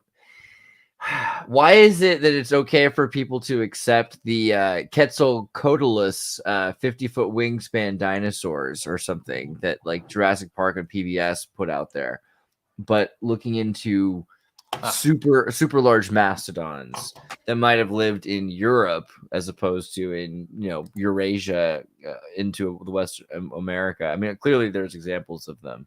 I wonder why it's so confusing, the idea of giant mastodons. Well, I mean, the problem is, well, I mean, how giant are you referring to? I mean, Mongo is a pretty. I can imagine elephant. I mean, we know of animals that size. We know of animals today, whales that are even almost that size. Yeah, I mean, in my very first video I ever made, Unveiling Titan Part 1, which there's a lot of things I would change about that video because, like, for example, I showed a lot of pictures that I don't for a second believe are petrified. Well, you were kind of joking at the time because you're like, I don't know what's going on here. This kind of looks like an elephant, right? That's hilarious. Right. But you were just like, hey, the point is the official story is so ridiculous that I might as well point out that it looks like an elephant at this point. I don't know. And yeah, why not explore the absurd? You know, there's a whole lot of absurd stuff that turns out to be true when enough time passes and they allow the the truth to come out. And there's 1,000 examples of that sort of thing. I was going to show like Unveiling a Titan Part 1. The very first video Emily I says made. dragons are greater than dinosaurs. I agree. I think dinosaur is a really poor rebranding of dragon. I think we should just go back to the original IP. You know, like it's like a bad comic book remake. With the conspiratorial mindset, it's obvious that they would, you know, just create all these cover-up dinosaurs, all these stories, you know, because there's something real, of course, but it's not what they want you to know, and they don't want you to have any sense of pattern recognition and, you know, transferring Right, knowledge. exactly. I think that they gave us dinosaurs because they wanted to hide the truth about things like dragons and titans and these other things. So don't believe us. Believe this guy, the Quetzalcoatlus. You know, that's a 50-foot wingspan with little pieces that they found. Yeah, that's believable. All right. Like Sorry. the treehouse on crack again. Yeah, well, I've got on my community tab on my channel. There's some different articles from Ben, guy. He's got a Twitter account called Waking Up with Analog, and I linked to his Twitter account. He's got thousands of old clippings from, you know, 100-year-old newspaper article clippings and older, and you know, it's very common. I was going to show something. I can't even find it. Hold on, pause for a second. I'm gonna show Waking Up with Analog's page there. I don't know if I can pull it up here. Waking Up with Analog. He's got a couple videos that we've done on this channel. So if you look up Analog, you'll find Ben's videos. And we're trying to do more, but you know, he's a father, so it takes some of his time. Yeah. He's got great stuff. So I've shared some. There's one article. It's like a 300-foot long creature that they, you know, found when they were mining below the ground. But still, that's tiny compared to Montgo, you know, and or one of the giant you know, creatures like, you know, Roger Spur is always talking about the 900-mile long dragon in the Sahara. Anyone who's watched his channel has heard that probably 100 times. But if you go out and you think about the fractal nature of reality, you know, Roger's dragon, and this has like mythological basis. In Greek texts, Plato wrote about the Leviathan attacking the behemoth. And so this is like a 900-mile long dragon, according to Roger Spur, and he goes in and looks at all the details in the anatomy of it, and that's attacking this giant fish with scales. And it sounds utterly batshit crazy, and then you find out like Plato's written about the battle, and it's kind of fascinating. And the question is, well, if that's a possibility, then what are the continents really? You know, what is the shape of the Earth? What is, you know, like, what is this, for example? Mike showed me this 13th monkey. This looks a heck of a lot like a plumed serpent, you know, that, you know, it's just a 1,500 mile long potential Titan candidate. So I don't know. I toy with that stuff. When it comes to the mountain, you've got the eye socket, you've got the ear. I found what I believe is a giant artery.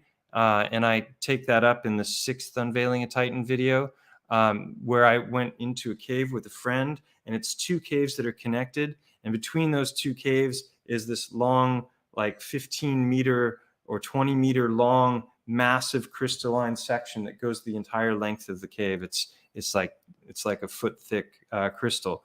So that's totally consistent with what it looks like, which is a big artery, right? And then it's filled with the fatty crystalline, you know, the inside. So going back to, where is it? Here we go. Going back to this guy's video. This is Mr. B333 or something. And he's showing in Madagascar these trunks. And there's a whole bunch of them. And then he shows that this looks exactly like, what is this, cedar fronds? I can't remember what they're called, but these are like, each one of these pieces is the size of the Empire State Building. And when you see it, there's all of these branch structures. And then at the end of these, you know, canyons are these massive things. And that's all emanating from this big trunk. And then when you zoom out even further in Madagascar, you find that those, oh, I can show you right now. I'll just go there. Would gravity have been weaker in ancient times? Maybe, because it's made up. Anyway. Yeah, I mean, it depends on which gravity you're invoking. Are we talking about electrostatic attraction that causes things to go down? Are we talking about Newtonian gravity? Are we talking about Einsteinian bending of warpage of space-time?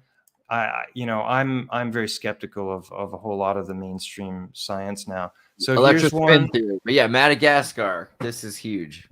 Here's one here. And if you get down and you look at these things, and then you tilt, it's like, 3D maps. It kind of looks like a tree stump. Some would say, no, that's from an old volcano or whatever. But then when you start to look around, it's like, root structures everywhere, it looks like. And you get far enough out to where the branches would have fallen. And certain times of the year, you can see it better. So like I think John Burt's like, that's no turtleback. Yeah. So, I mean, that's a fascinating video by Mr. B 333. And, that's what I was talking about. It's interesting, of course, you find these things in places like Madagascar and Lemuria, Lemurland. Oh man, show that again. Show the leaf. Right. So this is exactly what you're seeing. This here is a smaller branch that goes to a bigger branch, and they all lead back to the trunk. And there's a bunch of them. So, that was pretty fascinating evidence. This, the Petrified Titans video, and the video of some of the stuff from Roger Spur. These are the things that got me, contemplating what 10 years ago I would have considered to be a completely absurd idea. Right. I mean, obviously, living math fractal patterns do repeat themselves in nature, and you start to find, there are examples of fractal patterns, but it does get really interesting when you see, why is this producing this fractal pattern that we're finding in a smaller, example? What would be the cause of this to happen? I think each different species is going to manifest differently in the way that it petrifies. I think you've got all of the different sizes, the different scale, that things can be. Then you've got whatever is the process of petrification that, I started to say, flash freezing, things would expand, breaking the boundaries between things, and then that would allow the mineral water to seep in. There's examples like Lake Natron. I'm still sharing, right? I like what you said, though. Nature scales. The idea of something coming up with a brand new design at like a size of this ratio. No, it's going to try it small and then do it bigger if it works. I mean, it's what we did the last 100 years with computer tech, right? Miniaturization. And then the atmosphere may have been different. So as in and out, both directions, right? Yeah, there's something I was going to pull up and I forgot what it was, but let's so this is some of Hangman's footage. He's showing some of other people's footage, and you can see tree rings. So this would not be a tree because the tree wouldn't grow sideways, right? This would be the branch of one of the great trees or a root. Yeah, weird. Right. And so when these are just some pictures. I'll leave these running for a moment and run to the bathroom real quick. Hold on one second. The sediment levels, just crazy. Raph, what do you think of this? Yeah, I mean, I want to say just take a look. I've also seen, before knowing about any of this, like strange stones, and I was wondering myself, like this kind of looks organic, or just trying to imagine how can this be such porous material and all of that. And yeah, I mean, this is an explanation. And just as he said, if you add up the coincidences, I'm like, I'm sorry, at least this has to be reinvestigated. And the question for you would actually be, what do you think if all these scientists went there, maybe someone knew about this, that they made all this effort to do the 3D mapping and all of that? Right. Well, I thought it was funny because, I found Mike through doing some of my more reasonable research at the time. I was like, hey, look at Teilhard Chardin's work in the idea that atoms are socializing to produce larger things. They're scaling out. There's fractal patterns. Whatever you're seeing in geology, you're seeing in biology. It should all be tied together. Right. And then all of a sudden, people started. So Mike, who's not really Stellium didn't have a big horse in this race. A couple years ago, he was just kind of Right. he lives in Spain. He's got a job. He's got a family. He's got a beautiful wife and kids. He's got things to do. He doesn't really need to be doing this, but he goes for walks and he's interested in science. So he just started releasing the information, and we were always encouraging him to do it.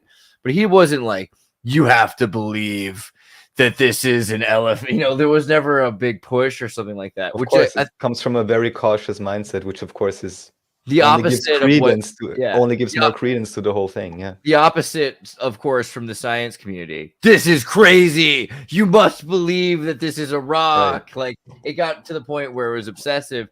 And they wrote, when I saw the paper, so Stellium had somebody attack him with this paper. It was like a secret agent spy kind of espionage thing. I don't know. The person was supposed to review one of the Heartstones, and I don't even think we've gotten into Heartstones. So no, we haven't even mentioned them. Yeah, you want to get to Heartstones, but I want to say this really quickly, that somebody was supposed to do a review, a scientific test, and instead they wrote a blog about pareidolia. And I thought that was all too telling, that they couldn't bother. They couldn't be bothered to do the actual test, but instead they had to write I know this isn't real. I'm not crazy. I'm not. But crazy, it's the obvious tactic. Blog. Don't engage in actual discussion of information and content. But right. So now we're desperate for anyone to bother to even do scientific research because of these crazy people.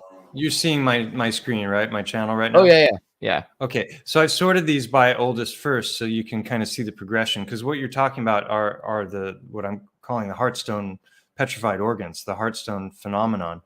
And it started with this rock, which I found. I was walking in a river bottom, and I picked it up, and I realized that it was exhibiting a whole bunch of anatomy.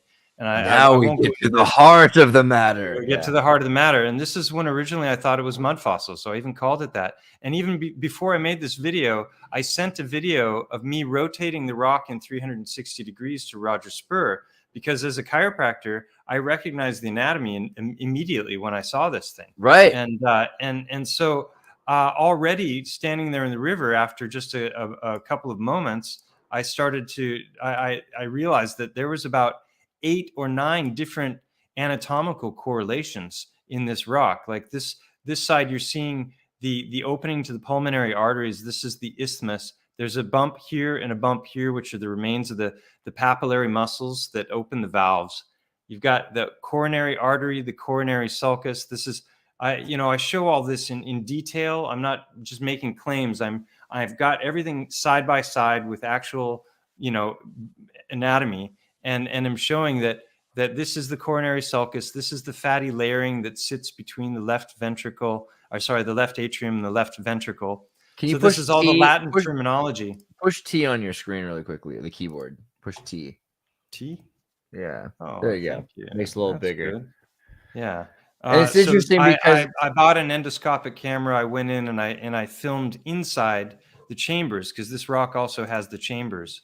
And so this was really, I sped it up too much there, but you can see that's going in from the aortal side. And here is interesting, because if this was just water erosion, you'd expect this to be smooth, and it's not. It's all bumpy. And bumpy is fascinating because that's exactly how trabecular carne grows, which is the inner portion of the heart muscle. When you see it, it's right. I'm about to show. Wow. The fatty tissue. See there, this is what I was talking about. These are the papillary muscles. They pull on the tendonae cordae, and then they pull the valves open. And so the other thing is, this is surrounded in white, but everywhere the white has been chipped or worn away, it's red inside. And that's exactly what you would expect of the pericardium. So initially, when I sent this to Roger, there were I think there were 15 different anatomical correlations that I'd identified. And he took no interest in it. And I was really surprised by that, because it was totally confirming a lot of things that he'd been saying for years. But he didn't think it was interesting. So then I was like, well, if I can find one, I should be able to find more. So I went back out into the river bottom, and I found a bunch of rocks, and then made this video. This is almost a year later, by now I've categorized all the different manifestations of the phenomenon, God, the way that I went to it's Mike. appearing. I went to Mike's office and his house, and especially in his office, it was just like, I mean, it's a good thing that they kind of look like rocks, because if you just had a bunch of hearts in your office, I probably would have left. I'll be honest. But the fact that they were petrified made it seem somehow less sinister. But you had a lot. I'm talking like 100 or something at least examples. Yeah, I have hundreds of them. And that's the thing, is it's totally scalable. Actually, Right. I'll show you. We swam at one point, but also down to you could wear one around your I find them underwater. I find them buried in mud. I find them in river bottoms. I find them walking on the roads. I mean, they're all over the place, and they have this very telltale form, and it gets very, very specific. And that's what I break down in the videos, because it's the shape, but you can also recognize that many of them have the isthmus. This one is 1.5 feet long. And on the back side of this one, it's got the aortal opening right where it should be. So it becomes this question of like, if I went out and I said, okay, find me a rock that's shaped like a kidney, you'd find it in a matter of seconds, right? Yeah. Find me a rock that's shaped like an oval or an egg. You could probably find them pretty quick. These are very, very specific shapes. And at first glance, someone might say, oh, well, these are just fragmented pieces of a larger structure, and they broke and they eroded that way. And that's absolutely not the case. And I show in the videos many, many examples of why that's not true. So what you were describing was when I got contacted by somebody out of the blue by email who was interested in, they'd come across my channel. Someone recommended the work. Here, just for proof of concept, I went out live and I filmed as I'm walking around the river bottom, and I pulled out, a whole bunch of these things. And then later, as I go back to show the repeatability of the pattern, and I'm editing the video, I find that there's a whole bunch of others that I didn't spot as I was picking up the ones live. So, I add these arrows and yeah. Anyway, that was just me proving to myself I should be able to find a bunch of these if this is true, and I've found them in spades. And even when I first met you and I didn't know whether or not, obviously just looking at this, having no horse in the race, thinking to myself, okay, well, at very least you found some sort of a natural process that's repeating itself. Either this is because some mollusks are living in the thing, or as we found out these are not being formed by mollusks, and I that show wasn't exactly possible. what that looks like. I show the water erosion. I show what salt water and mineral water does to them. I show this one is fractured here, so it's got the isthmus, it's got the opening just like this one, just like this one, just like this one, right? The more things I add to the list of it's not just items. It's not just the qualities of it, it's debunking this official story. There's no way that this is mollusk. Right. I mean, yeah. And the thing is, let me just go back to, because I just like that synchronicity list that I showed you with, with the mountain. There's, this is, where is it? I call it the Wilkerson scale. So, I mean, if you look at, the Wilkerson scale. That's nice. Yeah, right there. Okay, so this is a Petrified Hearts evaluation criteria list, and I show all this stuff very, very clearly in videos. And I'm working on a very, very shortened version of just a few minutes, so people can recognize this pattern and understand that these are not broken rocks that have chipped off of something and then rolled around in a river bottom and taken on that shape. They're continuous rocks that are not broken. And when you see a break in them, it's very obvious because it shows its flaw. And so this is just listing these different anatomical features. And so the more of those items on that list, right, the less likely I should be able to find a rock like that. So if I said, find me a rock that's shaped like a heart, and it's got indentations at the top where the aorta and the vena cava, which are the two biggest blood vessels in the body, would enter and exit, right? Find me a particular shape which is based on the contraction of the heart and the shape that the heart takes when it goes into contraction, which we call rigor mortis, right? A lot of these have this spiral twisting at the bottom. So they'll have blood vessel openings at the top, and then they'll have this twisting. And then they also have these things called suture lines, which is what you see here. So this is also known as the intraventricular sulcus. When the heart folds together, it creates these lines. And so this is what I'm showing in the videos, is that this is a very, very specific and repeatable pattern that can't be easily explained by water erosion or fragments of larger rocks, because they come in all different sizes from millimeters up to feet, and they come in all sorts of different colors depending on what's happened after the fact. But I believe there's some kind of a cataclysm that has brought this about. But there's far too many anatomical specificities and see, there's that spiral I was just talking about at the bottom. Wow. So, every time. And you can see how many of these. You notice they're not broken. There's no fractures in them. And if we go back to this one like here, they popped right out of somebody's rib cage, just right there on the floor. Well, people have asked me, like, was there some kind of a wide scale sacrifice and the organs were removed? And I'm like, no, you don't have to worry about worldwide. Well, maybe you do have to worry about cannibals, actually. Never mind. But that's unrelated. I said that, but yeah, it's unrelated, exactly. So anyway, so this is, this Just is to that understand, isthmus. Mike, would animal hearts look very different from human hearts, or are these most likely humanoid? Okay, that's what I go into in the videos, and just like with Hangman's footage, he can show you, but he can't understand it for you, right? When I'm going to get to a little bit more of his footage, and I can place it well.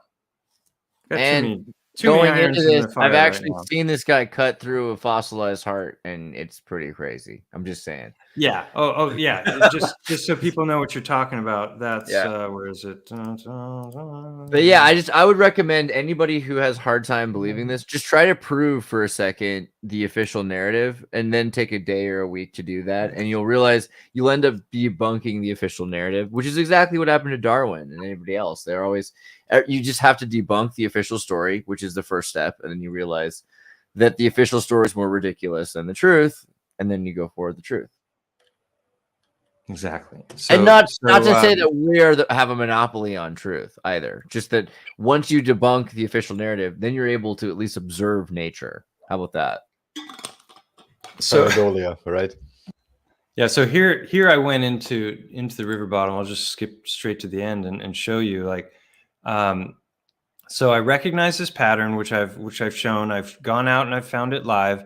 I've shown that it reoccurs with far too much frequency and specificity to be explained away as simple pareidolia or just a chance occurrence, right? Because the more specificities, the less likely you should be able to find a rock like that. And I'm finding a ton of them, right? So then I went out into the river bottom and I broke them open. This rock is white on the outside and had openings, and you can see this crystalline layering of the chambers of the heart and the muscle, and you can even see the remains of the blood inside. How many chambers does the heart have now? Because there's also talk about 4 or 5 chambers, Mike. Well, that changes depending on the species also, but for mammals, for example, it's 4. I think certain fish, perhaps even reptiles, can have like 3 chambers. So that was something I was getting at before. And the reason people, I can show you, but I can't understand it for you. And the best way to do it is to go. I'm just giving you a very cursory breakdown of what I found and what I've done. And to see that there's something to it, you have to spend the time to see the footage and see how it compares to anatomy in ways that are not easily explained by just chance occurrences. Dude cuts open the fossilized hearts of titans. You want to see this? It's good footage. So check this out. There's that's the papillary muscle, I believe. And what do you see what this thing looks like when it's open?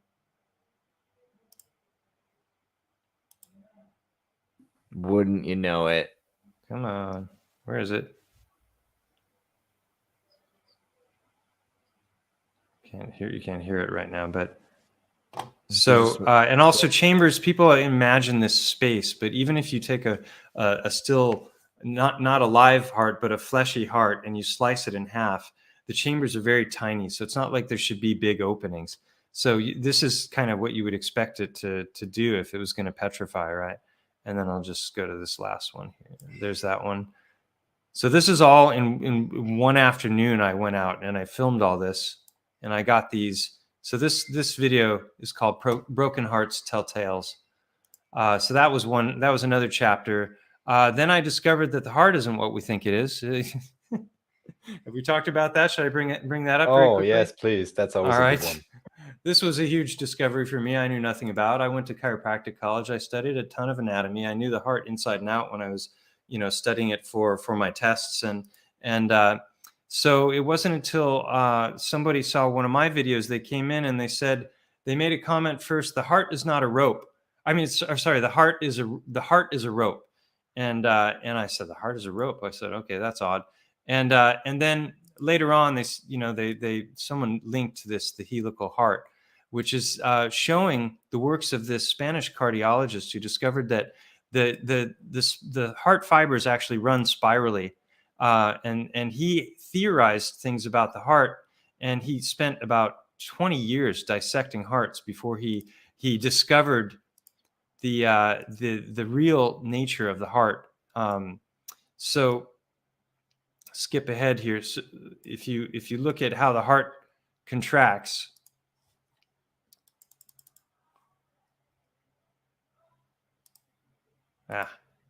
it's not that okay. I've got this much better arranged in the videos. This is a longer video, but this is showing him. He's removed the outer fatty portion. He's boiled the heart, and he's bluntly dissecting the heart with his fingers. He's not even using a scalpel. He only needs to use a knife at one point, and that's at the very end when he opens this thing up. This is known as the myocardioventricular band, and he was the discoverer of this. I've found no reference. Are you kidding me? In any ancient literature, right? So the heart is a band, and it's one continuous muscle. It's not like the 4-chamber model that we were taught. It's not even a pump. It doesn't push blood. It moves blood through vortexing, and it's got two opposite moving vortexes that are essentially a toroid. The heart is a singularity. Why have I never seen this? Are you kidding me? Nobody? Like thousands of years? That's like, and this is when people used to tear people apart. Nobody noticed this. So see those lines? This is when my brain went boom, like I couldn't believe it, because I'd already been collecting the rocks for a year and making videos about them. I did that Broken Heart Tells Tales. I did Giants Hearts, Petrified Organs. These, and if you take them in order, you'll see the progression and you'll see the discoveries. And there's a ton of synchronicities. Like I mentioned, the one with Gorgon's cat being the name of the river. Well, this guy, this cardiologist who taught us more than you could ever imagine about the heart, he lived and worked his entire life on the other side of Montgo from me, and I had no idea that he even existed or what his discoveries were. But when I saw this, I realized that I'd seen these lines in the rocks. So I went back to the rocks that I already had gathered, and a bunch of them had these lines in exactly the right places. So that was just another very specific correlation. This ties into the works of Victor Schauberger. I talk about that in this video. Essentially the Nikola Tesla of water, would be a simple way to describe the majesty of his knowledge and what he knew about how all fluids are flowing and moving and how to harness that. So that it's a very interesting video, more less for my discoveries, but more for talking about the discoveries of Francisco Torrent Guasp and Victor Schauberger, and how that ties into vortexes and magnetics and so many other topics. And so it started to really, a lot of this synthesizes in ways that it just dovetails perfectly with so many different branches of empirical science. Happy belated birthday to Julia, and thank you for the super chat. All right. So that's how a vortex works, right? You could see it, and this man used the works of Victor Schauberger and copied basically copied the tip of a tornado Wow. and 3D mapped it, and he created this little plastic thing, and putting this in the center at the bottom of one of these cylindrical tanks that holds millions of gallons of fluid, you know, they had a real problem with certain fluids you need to keep agitating them and moving them, otherwise, you know, you'll get contamination of one sort or another. And so that became a very costly endeavor because of the machines, you know, and the mechanisms that they were having to use to circulate all this water. And he created this little thing, which is basically like a frozen tornado, puts it in the bottom of these tanks, and it spins. And for a very, very small amount of money, he can keep everything circulating with that. Wow. So that's the same kind of, it's like an implosion technology, right? It's it's a suction, not a pushing. Yeah. And so that's how the heart functions as well. And Guas theorized it. Here you can see one of the ways they proved the spiral form. They took a cow's heart and they blew it up with air, and then they're doing CAT scans as it's deflating. And so this is moving too fast to really appreciate it. We'll slow it down a little bit. But here you can see, you can already, without the other proofs, you can already see these opposite spiraling motions that the heart is doing. See that? As he zooms in, as they zoom in and out, you can Vortex heart. You can see those opposite spirals. And so then they took it further. So this is how everything grows. This is getting into sacred geometry and everything that we see in nature. Rudolf Steiner Careful, talked a lot about the heart. Sacred geometry is clearly pareidolia. No, I'm just kidding. Can you maybe bring up the link, Andreas? I sent. Oh, it's or Mike, because there's also this guy who talks about the Chesterhedron, which also Frank maybe you know about Chester. this. Oh yeah, I actually, haven't gone so much into his work, but yeah, Let and me- I let think me- that's I'll quickly one of jump the there. reasons these heart stones take on these shapes. They're in contraction at the moment of death and petrification, but also I think the sacred geometry is playing a role. And it would be interesting to 3D map. This is something Andreas could do to 3D capture. You know, you can do it with photographs nowadays, and you just render in 3D the heart, and then you map out the key point, or not the heart, but the stone, map out the key points and see if it follows sacred geometry. That would be an interesting thing or to do. how it does, because everything seems to. Also, someone asked, Keenan asked, wasn't there a movie recently where the Heartstone was a big thing? And yeah, I think we talked about this, the Bad Boys kids movie.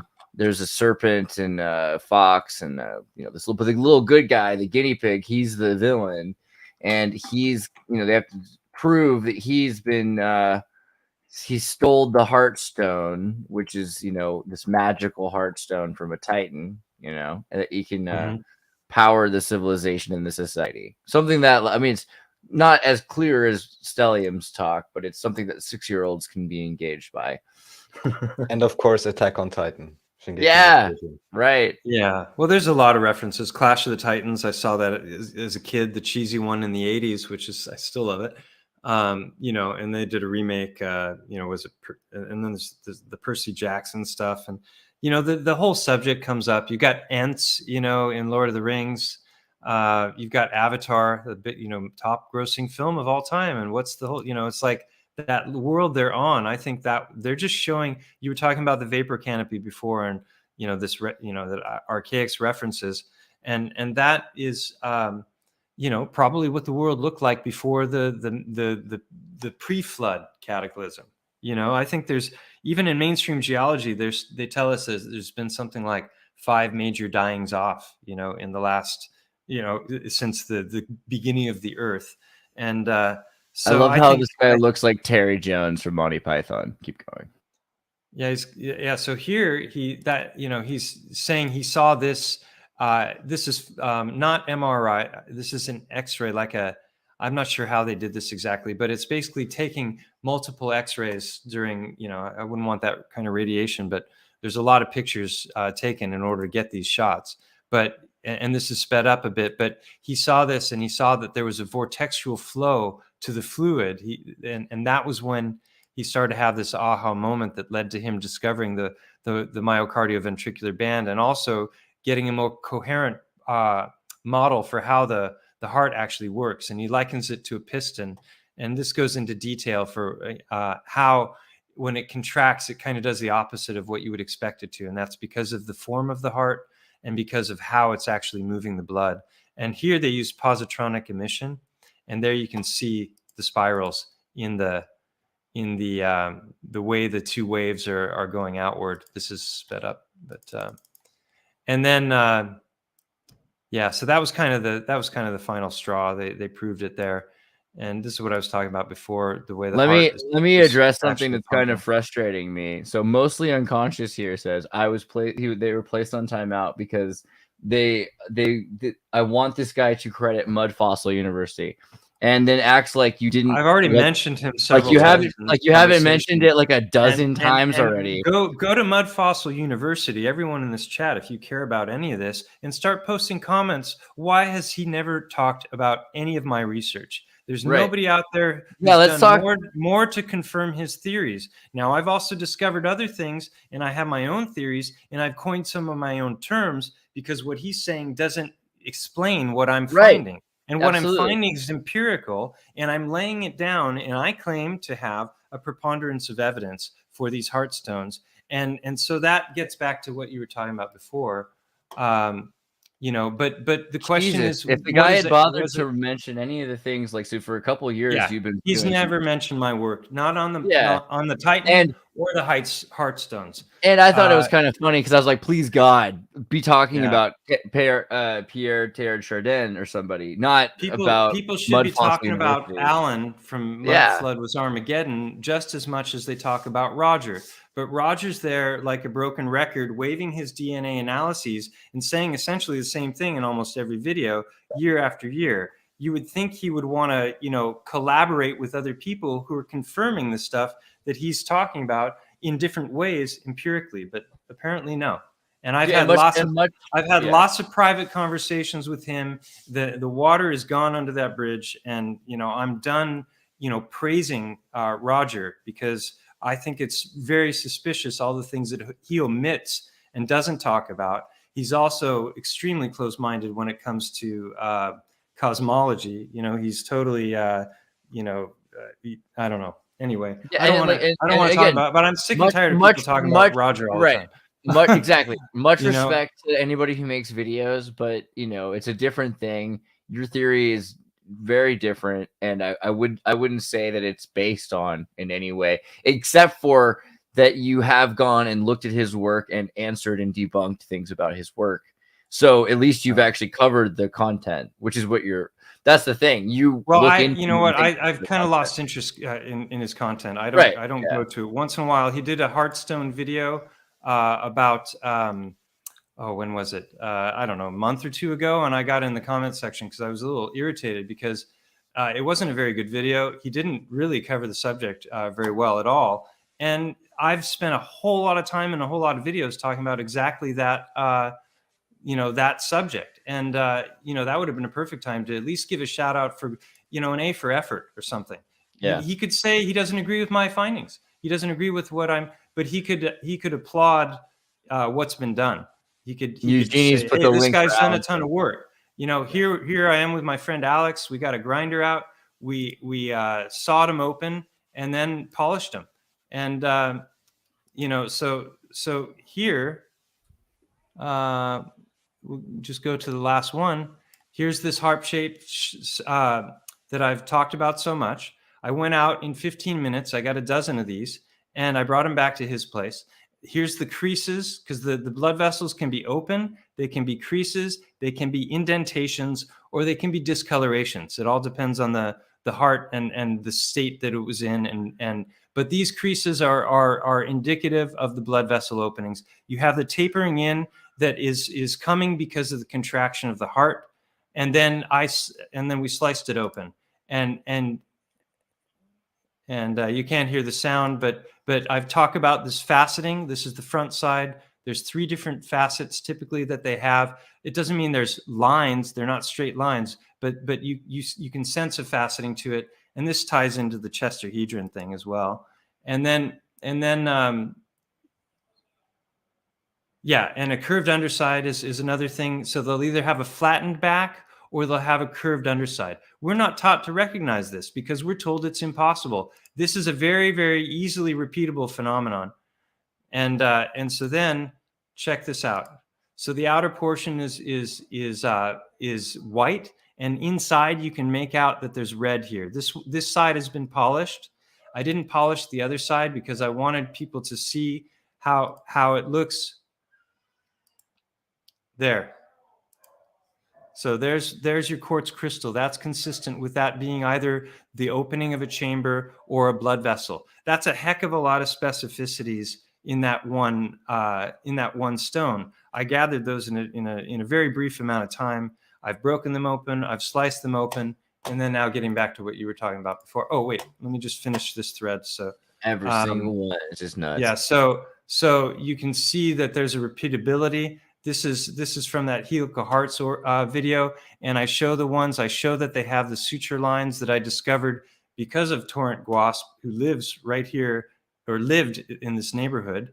I show them from all the different angles.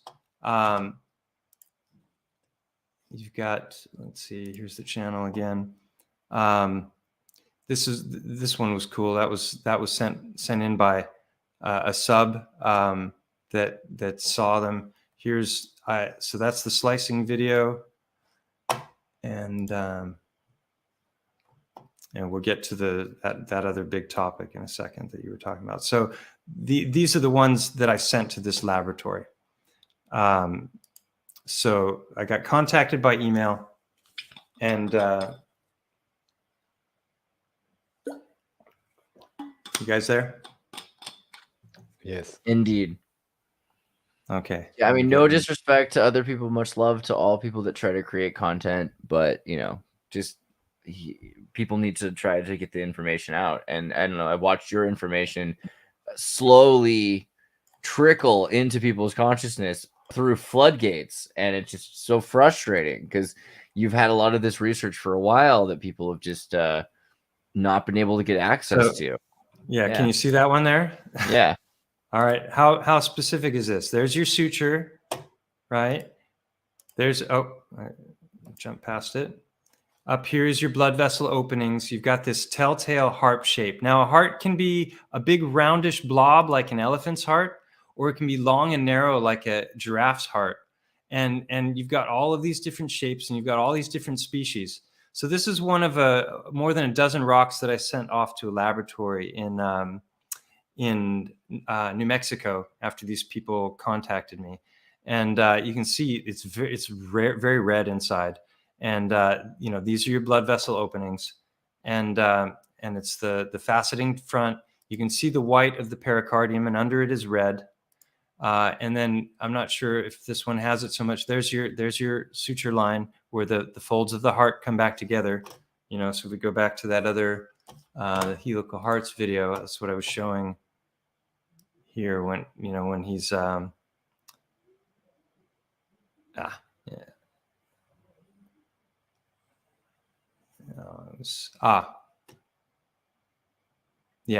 I mean, essentially the heart is like a complex Mobius strip. That's my take on things. And I think when you look at red blood cells, they're shaped like toroids, and I think that also this is, at this point here, there's a half twist. So I believe I theorize that this is like the heart functions as like a Mobius strip, which is this three-dimensional, one-sided object that you're familiar with that, right? That if you follow it around, this is a triple Mobius strip, but the heart does that half twist. And so if you follow the red around, you'll end up on the other side, and it's just one continuous thing. And it's like a perpetual motion machine, basically. I think that when they give us Iron Man and his superpowers because of that thing that's in his chest that he can't do anything without, I think they're just telling us what we've got inside of ourselves, except it's made by God and it's all natural. So this is that trabecular carne I was talking about, and that would petrify to those bumpy surfaces that you can see when I went in with the endoscopic camera. And this is the shape of a red blood cell. Isn't that interesting? So that ties into the whole magnetic field, and what are cells and what is blood. And there's a whole thing that was recently discovered that Thomas Cowan has written about called, he's got a book called Cosmic Heart, where he's talking about the fourth stage of water and water being structured. And that's the kind of water that lines our epithelial cells, which is our whole cardiovascular system, our lungs, all of that. And the red blood is going through that, through the floating in the plasma. So I think it's electromagnetic, and you know, it gives off the strongest electromagnetic field of the body, the heart, more so than the brain, as I understand it. So that sums up that thread. Hopefully I'm not boring people. So no, just as you mentioned, going on and on and on. There's a lot to cover. I mean, you know, when it comes to the channel, there are two real thrusts of the research. One is the mountain, so there's 6 parts to that series. Then I started discovering this with the hearts, and then I did 2 videos. If you're short on time and you want to get an overview, you're kind of getting that here anyway. But this video, Petrified Titans and Organs, part 1 and 2, I did as just summary videos. I've done a lot of interviews where I've covered different aspects of the research in a lot more detail. So this is when I sent these stones off, and this was after I got the response back from them. I had to go through 90 minutes worth of recorded phone conversations and presented evidence, supposed evidence, on the part of the guys who were involved with and owned the lab. And so in order to really rebut that, the claims that they made about these stones, it took 3 hours to go through. But it's a very, very interesting journey as far as looking at the scientific method, applying it, and applying it to things that people have already decided are impossible or outlandish or ridiculous, that we shouldn't think about, and see what you come up with. And, you know, would you call this pareidolia? Is this, you know, or is this actually rational observation of empirical evidence where you're looking at it through different eyes from what we've been told? How could this possibly be right? How could all of these tens of thousands of geologists for years and years have gotten such fundamental basic things wrong? You know, how is that? How could that be possible? Well, it's very simple. If you're blinded by a paradigm, then you're paradigm blind, and you're not going to see something that's right in front of your eyes, just like all of us, because we've never been taught that, you know, something like an organ can have a front or a back. You know, I mean, a rock can have a front or a back, because, you know, if you look at how the heart sits in the body, the orientation is the same for the species. So even though things change shape, you know, we're going to find all kinds of variations, but we're going to find a whole lot of very, very specific things that reoccur over and over again if this is actually a phenomenon. They'll just say I'm cherry picking. They'll say I've got the Dunning-Kruger effect, where I think I know a bit about something, and I've misled myself into thinking that you know, my pareidolia is actually reality. And so that's why I sent these rocks off to the laboratory. We'll come back. Well, you know what you say. Anything you say is glue, and anything I say, I'm rubber, you're glue. I'm rubber, you're glue. That's how it goes. It bounces off me and sticks to you. Right? That's what they're doing. Yeah. Because they didn't call me names. They never called me stupid. In fact, they praised my intelligence, and they admired, you know, what I was saying, but they were saying he's completely wrong, and these are all the reasons. And that's why it took 3 hours to go through this. And I showed that every single thing they said is either just wrong flat out or potentially wrong. And the things that they said about my stuff don't match the research I presented at all. Right. And they never addressed any aspect of the research. And they gave me no data. I got no numbers. I got no nothing from these guys other than opinions. And they had the gall to do this thing. Let's see if I can find it quick while that's running. Let's see.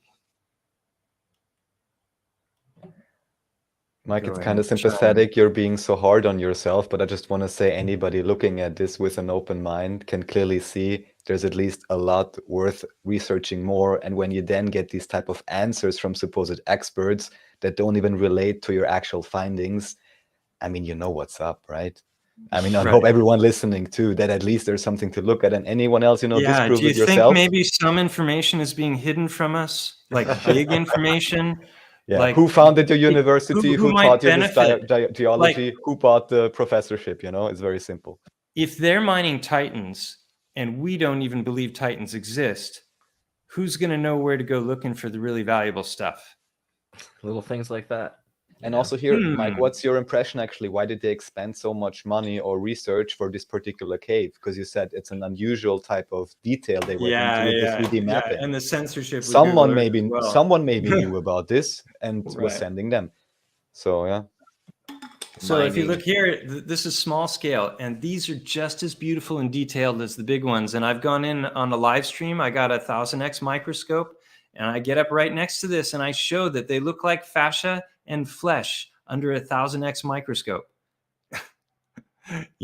They can be bone white, and you think it's just going to look white, and you get in there, and it's more than white. And you can see this one, it's moved. It's upside down. You notice the shape? Notice the indentation, right? These have indentations always on the top and not on the bottom.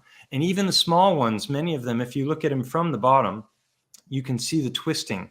And I believe that's because when the petrification happened, it happened fast.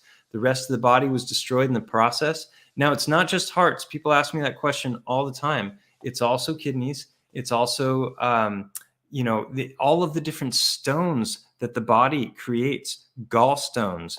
I could literally go on and on for 6 hours straight on this. I don't know how long have we been going? And do people want to keep going?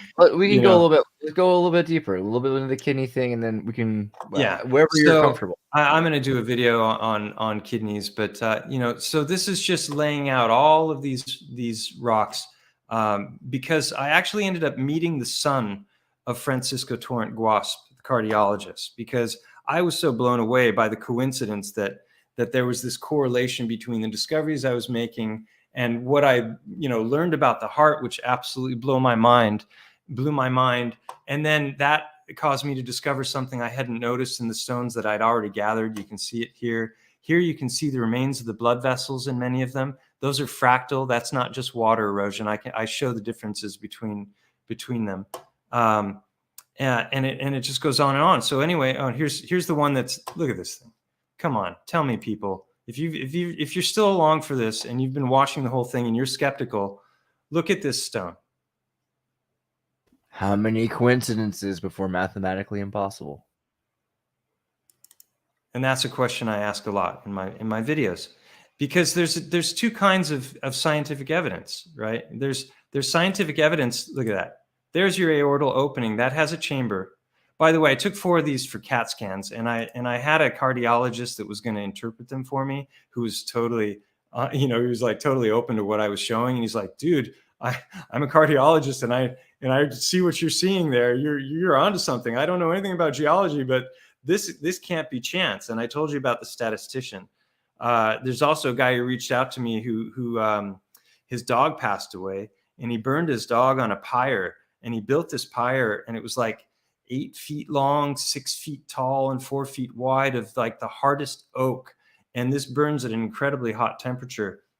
And he didn't know, he hadn't seen my videos at the time that he did this, but when all was said and done, the wood burned for 36 hours before it extinguished itself. Dang. And it was all ash, and you could clearly see the difference between the ash and the ash of the body and the ash of the wood. And so he went up and he poured some water on the ashes just to see what would happen, and exposed the heart. And he said the heart was very, very tough. And so in just that short amount of time, it had annihilated the rest of the body. And this gets back to the theory that I never talked about. I call it boiled egg theory. So if you think about, let's see, biogeology, hearts. I'm going to show a gruesome photo. So if you don't like fleshy stuff turn away. But this is the chest chamber. The lungs have been removed, and this is called the pleura. This is a very, very fatty sac that holds all of the fluid and all of the organs, and then the organs are anchored and floating in fluid. And each of the organs is wrapped in its own fatty sac. This is called the pericardium in the heart. Notice that it's turned to the side, and here's that fatty portion that was on that very first rock I was showing. This is called the atrium. This is the ventricle. There's your blood vessels coming out. And that's all anchoring in so that it doesn't move around when we're jumping and doing jumping jacks and whatnot. And so this is the diaphragm, and then the intestines are below that. I've got a whole bunch of theories about the intestines, but I won't go into those right now. But anyway, so if you just think of the chest cavity, you would think I'd find a lot of lungs, but lungs are extremely porous and they're designed to hold air. So I think lungs are just destroyed in the process. But when it gets back to things like gallstones, kidney stones, you'd be amazed at what those look like. And there's all kinds of examples of stones that look exactly like that. And I can show that real quick. At the user Scripps, who's asking who this is not tendon balls. No, this is Stellium7. So here's an example of an actual petrified brain. Notice how it's all crystalline. This is a whale brain. How it petrified, I have no idea, but that's, you know, a known example. These are, you know, looking at different kinds of brain shapes, and you would expect these to break off into different sizes. Well, the brain is primarily fat, and so fat crystallizes to quartz in my biogeology theory. And the hotter it is, I think that there's a lot of examples of quartz flow where it's not like all lined up like tissue, but it actually looks like it melted. Here's another example of a petrified brain, and you can see it's totally quartz inside. So you raise that heat even more, this is going to be like melted butter. And there's the brain halves, right? This is looking from the middle out, and this is what it would look like. And right there is the corpus callosum. This is where the main blood flow is in the brain. And you know, they're claiming in mainstream geology that this is very likely vitrified brain, so that it's literally melted. So they're telling us in mainstream geology that the brain can turn to glass. And melts. Yeah, that's also fun. Yeah, all the different brain shapes. You know, so maybe opals. You know, these different precious kinds of stones, agates. Maybe these are actually petrified flesh of different types, right? So this is a geode. Geode. So these are agates. This could much of this is from the great trees, and I'm totally convinced of that from Hangman's work. You know, this could be biogeological as far as like bodies, but I think this is more likely tree when you see this kind of thing. This is the cerebellum, the little brain, and these are gall or kidney stones. I can't remember which, but notice how they grow like rings of a tree.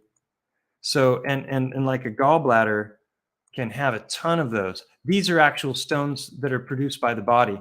These are kidney. This looks like brain to me, but these are different kinds of kidney or gallstone. That is so brainy. They can be very big. This is a gallstone. These are gallstones. You can see how many can be in a gallbladder. I've got another picture where there's like a thousand in there. So if it's already a stone and the body is destroyed, then boom, there's all of your little tiny stones of all kinds of different shapes and sizes, all there being produced by the body. Yeah, there's another one here. There's so there's your rocks on the beach, right? So if the body can grow stones, then it's already a stone, and it'll stay a stone if the rest of the flesh is destroyed in one way or another. So yeah, it's kind of brain splat stuff. A lot of rocks look like either kidneys or spleens. Spleens are very simple. It's just like this kind of a shape, and then the blood vessels go in and out. So you might see a rock and it might have a line there or something. It's not going to be so complex, right? So if I went around talking about kidneys or rocks that I'd found and saying, hey, this is a petrified kidney, people are going to look at me like I'm nuts. But that's why I focused on the hearts, because I recognize there's so much biological specificity there in the stones that you want to focus on And ironically, those are the easiest to spot because they're so distinct from the others. This is an example of a mammoth that's encased in mud there. Yeah, so those are examples of petrified brains from Bruni, I believe, the guy in Italy that we were talking about at the beginning. That's a testicle. Some people like to talk about petrified testicles. It takes balls. Tendon balls, right? Yeah, tendon balls is a real big one from who. He thinks everything's a tendon ball. He thinks the moon's a tendon ball. How ridiculous is that idea? Yeah, it's just a big tendon ball there floating outside of the earth. I'm sorry, but it's ridiculous, Roger. If you happen to be listening, he used to comment on my stuff, but I think we've parted ways now. You got sassy. These are geodes, right? Yeah. Like gallstones, geodes, gallstones. And I think this is tree, and I don't know what that is. There's so many different examples. The mineral kingdom is so amazing and rich, and what the body creates is fantastic. People don't understand that we can actually create and synthesize materials in our bodies. It's called biological transmutation. It's considered a conspiracy theory, but it's a fact. All you have to do is think about a chicken, right? A chicken lays an egg every day. And that gets me back to boiled egg theory. I'll finally finish that. But chicken lays an egg every day.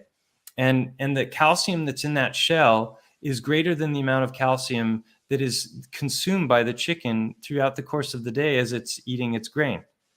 So that tells you that a chicken is making calcium. That shouldn't be possible because like all the periodic table is born in the hearts of suns, right? And then supernovas outward. And if it's not born there, it's born in the center of planets through some kind of nuclear fusion because of all the gravitational pull. Isn't that the mainstream model for that sort of thing? It's like that old joke, the two brothers, and one guy's like, my brother, he's so crazy. He thinks he's a chicken. And it's like, well, why don't you get away from him, or like, turn him in, or get him get him help? It's like, well, what could I do? I need the eggs, Right. I love it. Or it's all made in your heart.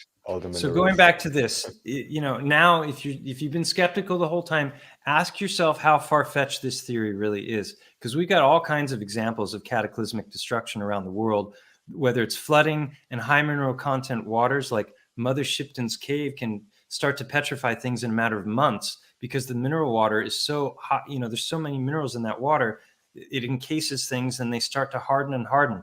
Lake Natron is another example of that, where they've got these different creatures. They fall in a lake and they can't get out because they die because there's so much mineral content there. They don't survive, and then they start to turn to stone. So fast petrification does happen in a whole variety of different ways. We've talked about electrical, mineral, heat.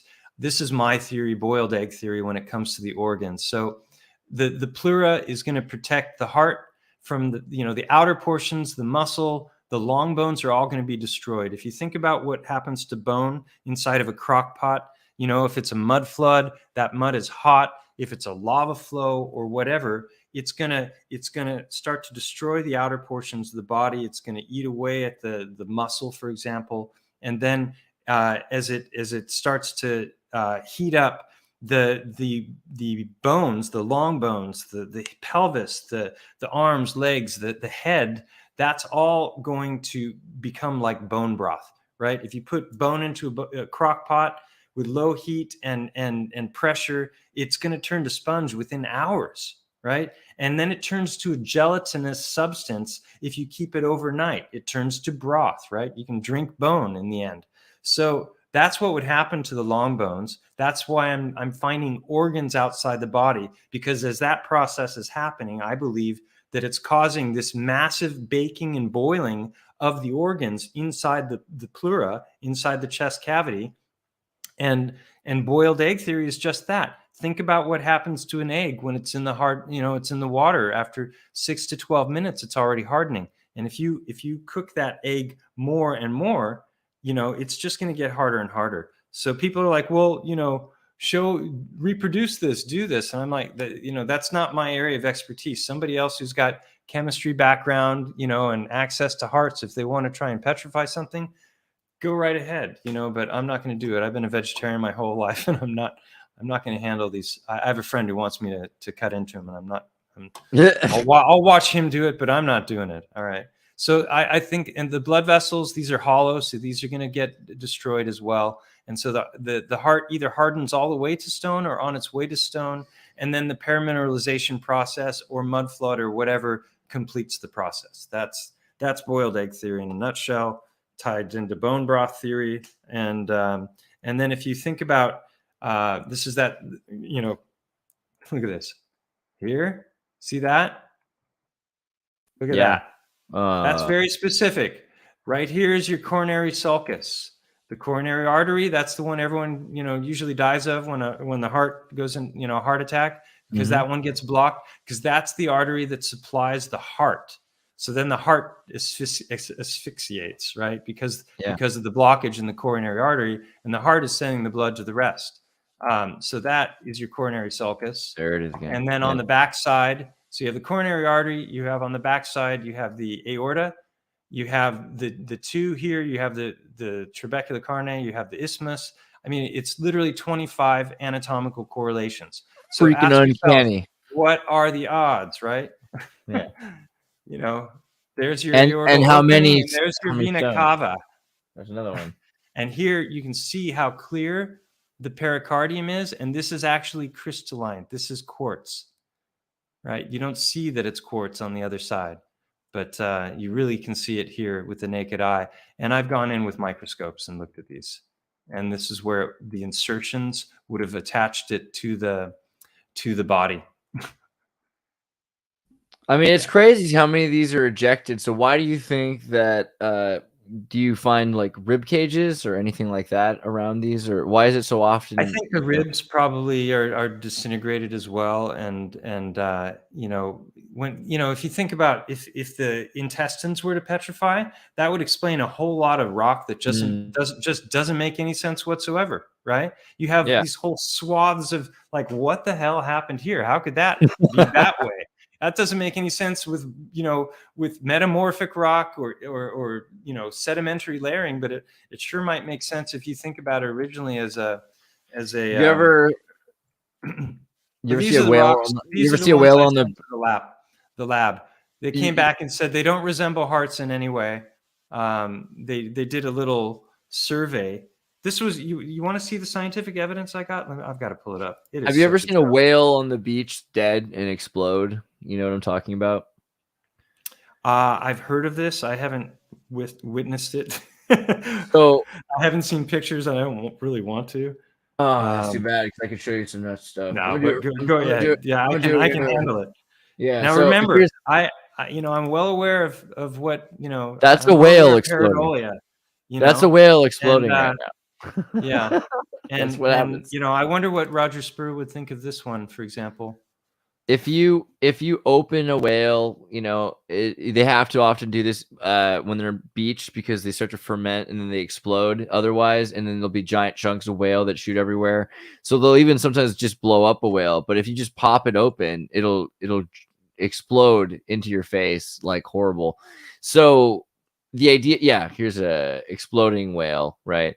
So it's eventually, when the rotting corpse explodes, then it's going to shoot out every direction, intestines, and it's going to tear apart. And so the idea, okay. So this explains a lot of Japanese anime, might I add. Yeah, that's true. Whoa, that's just bizarre. Why does that happen? Because the insides of it are fermenting, and it expands, and then it pops. Right. And you brought this up because of what I was saying about the intestines. Yeah. Yeah. Well, not just intestines, but also shattered bones and heart stones just strewn about. I mean, it doesn't actually take much more than something dying of natural causes, even, for it to be strewn about. Right. I mean, just look at all that in that last picture you showed. All that stuff that was there was just like, it was nuts. So there, when you see some of these areas geologically. So this gets back to the main point I wanted to make was I hadn't even planned really on talking about my own work much at all tonight because what I think is so important. Oh my God. That's so much whale. And they're trying to make it easier. Like they're like, well, let's get it done now. So at least it just People had no idea what they were in for watching. that was a this lot stream of tonight. whale. Sorry. Oh man. On loop was a bit much. Yeah. So let me show my. Well, maybe, Yeah. I don't know. No, yeah, I can go back here. So into the oblivion. Yes. Stop screen. Present. Share screen, and then I want to share my screen, and then I'm going to share system audio as well, and then Evil Fandango says wet t-shirt contest ruined. Yeah, don't enjoy the whale explosion. I get it, but it could happen. Somebody might think this is hippo, but oh my god, what? That's the original. Right. Dude. So like this is the original. So you got to use discernment. I did a 4-hour live stream on the subject of pareidolia, discernment, Dunning-Kruger effect, all of these things. And the subtitle was and truth or discernment and intellectual honesty, because there's a whole lot of people talking about stuff out there that have not looked into it, and they're making claims, and they're making, these, this alternative research community look really stupid when people look at stuff, because they're not, it's like with the Titan thing, is this a face? Is there a face there? Oh, there's nice. a face. There's a face in counter space, but what's going on there? This is, to me, this is biogeology is what we're looking at in one way or another. Maybe not all of it. Some of it is probably mining waste. I think Mike Ferreira has done a lot of great work there. I praise him. And then there's the whole question of volcanoes. What are volcanoes anyway? That's, Brittany likes to get into that subject. Like, what if they're the cinder cones are the remains of, giant, mining waste? What if it's ancient tech that's down there? What if it's Titan, Titans they're mining? What if it's the avatar trees that they're mining out the root systems of the trees? I think you get all these people that start arguing with each other about, this, that, or the other thing, and calling each other shills. And, there's a lot of factions out there, and you got the Melted Buildings crew, and you got the big tree people, and you got the Titans, and you got, but I think in the end, it's probably all of the above. There's some truth to all of it, but none of it is applicable all the time. And people just run with their pet theory, and they think that explains everything. And I think it doesn't. It's way more complex than that. But the number of these stones that I found, and the specificity is just off the chart. And it's, in all shapes and sizes. And, so I think that's enough for the Heartstones for now. But going to this gentleman's work, his name is Mike as well, and he gets down, boots on the ground like nobody else, and he shows it in all of its manifestations. And there is quartz. The quartz is the sap, and it's so obvious when you see his footage that the sap is emerging between the layers. This is not sedimentary layering. It's growing and curving in every direction you can imagine. And it's breaking down in a fractal fashion, and you can see it small as something you can hold between your fingers or in the palm of your hand.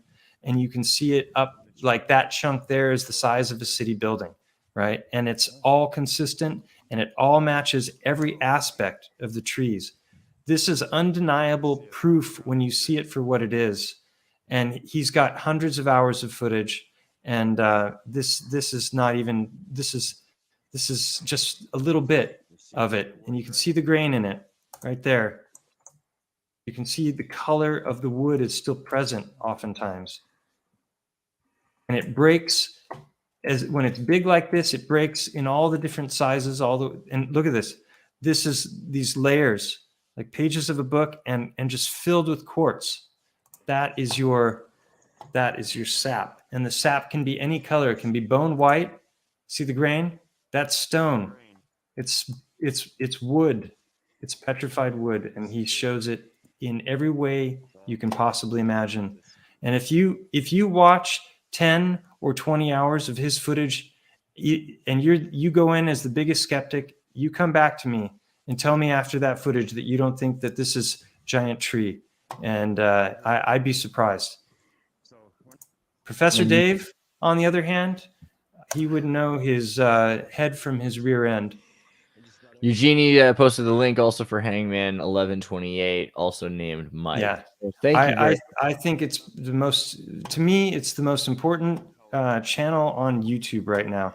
And the reason I say that is because if you can prove to yourself beyond a shadow of a doubt, based on empirical evidence, that the Avatar gigantic trees once existed, and you have no doubt, and you see the stumps for what they are, you see the fragmented tall mountains for what they are, and you see his footage for what it is, then you're a long way to understanding that just about everything they're telling us about our realm is a fabrication, an inversion, a distortion, in one way or another. You can see all the different ways the sap manifests. That's going to be different from tree to tree. He's identified a number of different trees. Most of his footage has to do with cedar trees, and it matches perfectly. And he shows it side by side with the small version of the trees. So, and you can see just all of the different ways in which this manifests. And there's no way in heck that this is sedimentary layering, that this is live creatures that just crush down and in all this curvy fashion, and you get this fractal quality. There's just no way. So, yeah. And once you understand that this is real, then my stuff seems a whole lot less far-fetched. Because, well, that was a good plug for his channel, but what about yours? Let's go check out Mike's channel. Pull us up to the Stellium7 channel again so people can get subscribed. I feel like I've been plugging it all night. So, but it's good because we're, this has been some great information, and I want to make sure everyone is subscribed to your channel. Get yourself up. I posted in chat. Andreas, just make sure to add it to the description. I'll send you some links. Great, yeah. This is one of my favorite little clips. Take a look at this. This is just next level. Tell me that doesn't look like wood. Come on. Mm-hmm. Wow. All right. Chunks of wood, just like a wood chip pile, right? It's just sitting there. But wait till you see what he shows next. Okay. Even that is the same thing. It's just bigger. And look at this. Tell me that isn't wood. You can see all of the layers. You can see parts of it that are still the exact same color. It breaks off in all the same fashion. It's just wow. It's mind-numbing. What are they saying? This is not supposed to. Is anyone arguing this? This is like right by Garden of the Gods. This is like Flatirons and I think South Dakota. This is Garden of the Gods. All of these national parks. This is right. This is what people are hiking around, and because we're never taught that this is even a remote possibility, it's fed to us in fiction, in movies like Avatar, and you'd have to be an idiot to think that trees that were 10 miles wide at the base once existed, right? But here it is. There it is, right there for you to see. This is going to be like the far, edge. So that they kind of they deteriorate here, and then you'll have an outer ring, and those will be the parts that's like Garden of the Gods and Flatirons that, and they're sticking up at different angles. Let me just show you some, just a few pictures here that are just phenomenal of the trees. These are screenshots, some of them from his work also. But not all of these are his. So this is cedar here, and when you get up, it's all the way down to the smallest level. It's the exact same thing. These are layers, and notice the angle. So this is where the trunk would have started to come and slope upward, and then the root systems at the bottom are parallel. So that's going to give you all of your sedimentary layering going in all of these different directions, and your canyons.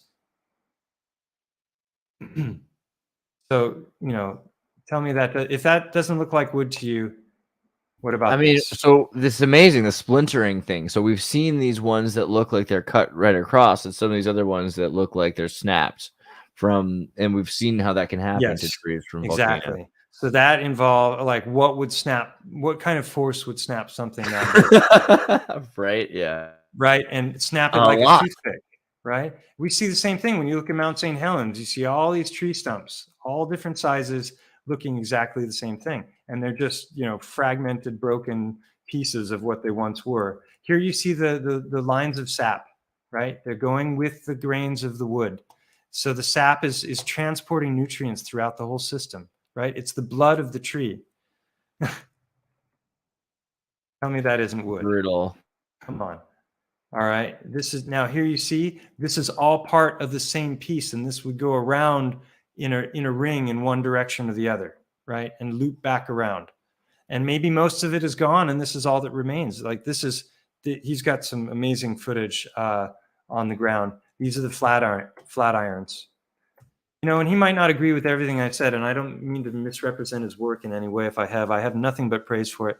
In fact, I'm more confident about his findings and his work than I am about my own, and I'm being totally honest about that. So this is just, to me, self-evident. Oh, but there's no. Oh, that gets back to the point I wanted to make before about the scientific method. There, you've got a lot of different ways to arrive at knowledge and evidence and proof, right? Well, the scientific method is very, very narrow when it involves some kind of an experiment where you're manipulating a variable and you can change the outcome of something, right? We can't do that. These things are already there. We can't create an avatar tree, then create a cataclysm in order to destroy it and find a way to petrify it to prove the theory, right? Good luck. You can't do that kind of stuff. So you have to look at things and you have to draw, you have to compare them to other things, and you have to look at correlations. And when you find that there's a whole lot of stuff that adds up, look at this. How many times have you seen like a fallen tree that looks like that and is breaking down? Wow. Well, more and more now that you've been showing. Yeah. So I just want to drive the point home. It's uncanny, and it's crazy. I see. So it's interesting how you say you have even more faith in it, because obviously that's a good thing to be that humble about your work. Oh, your audio is playing in that video. Sorry. For some reason. Yeah, I turned that on before, but not because I wanted to play this specific video. But let's see.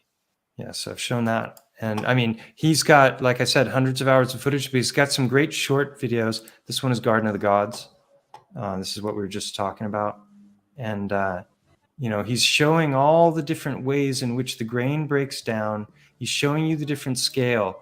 And a lot of times that scale, like this is a regular tree, right? There's the log, but he'll tilt the camera up and you'll find the exact same thing in the exact same colors and the exact same shapes. And, I don't for a moment believe that that's coincidence. And then he's got some really high quality camera footage as well. He's filmed in HD.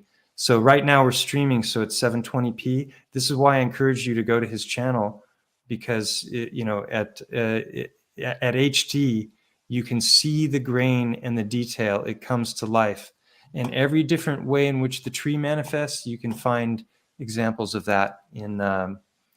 And this is that Madagascar stuff. So there's just so much evidence that seems to be a hell of a lot more than pareidolia, in my opinion. Right. And then one last thing, you were saying, plug the channel. Yeah, because guys, this is research that someone's doing without you're not pushing anything. You're actually asking these questions, and you've proved how humble you are in your research. I think you deserve to be slightly more confident about some of the things that you've proven.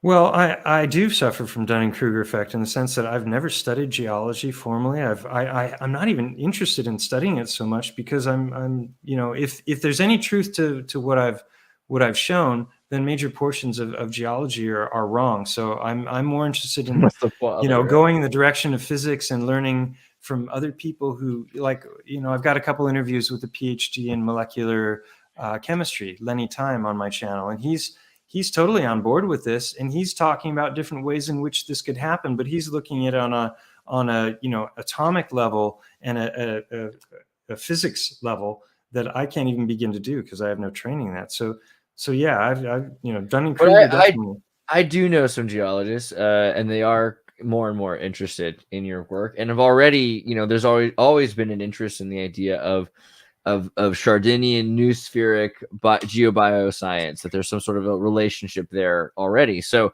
your work is very important, and you do have an education in anatomy and in a lot of things, actually. But specifically, yeah, I have a wide background. I'm more of a jack of all trades, master of none when it comes to a lot of things, really. Yeah, so this is. Let me just. There was one last important thing I wanted to bring up that was short. Also, what was it? Oh yeah, I just wanted to show, the research that I got back from these guys, and this is what I made the video about, called Paradigm Crushed. It's a long video, but it's worth it, and you'll see what happens when somebody like me, who doesn't really have a horse in the race. People have accused me of doing this to make money and whatnot, and trust me, this is not a way to make money. This is a way to lose money, a lot of money, because of the amount of time it takes. This was a research chat with Rodrigo Ferrari, a friend he's a PhD in anthropology. So we had a long discussion about these things, and he's very, very educated and knowledgeable. This is the Paradigm Crushed video that is all about what happened after I sent these stones. So I made a video showing the stones I was sending them, displaying them in 360, so people could see what I sent, talking about why they matched the theories. They completely ignored the theories and just they towed the line in every way, shape, and form with the mainstream narrative. And the last part I want to show you was the evidence that I got back, or the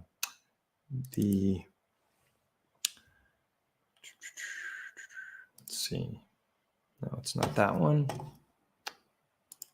Let me find it. It's a PDF.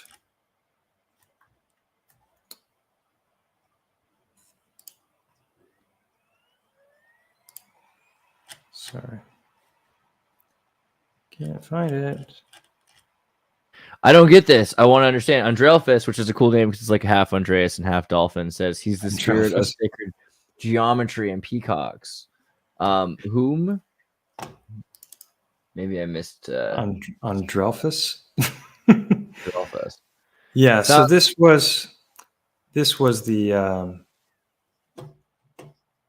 This is an example of what I was expecting to get back, like an actual physics lab report. I was hoping they were going to do spectroscopy, where they could have given me a molecular breakdown by percentage of the different materials that were in the samples that I sent. And I didn't get that. What I got was this. So the above propaganda. The image above is of a cobble sent to the Orenda lab from Spain. As an experiment, 100 people were asked what it looked like. They were so first of all, he's calling this an experiment. What the hell? Right? There was all these maps. Right. They were asked before any information was offered about it. The question was asked, what does this rock look like?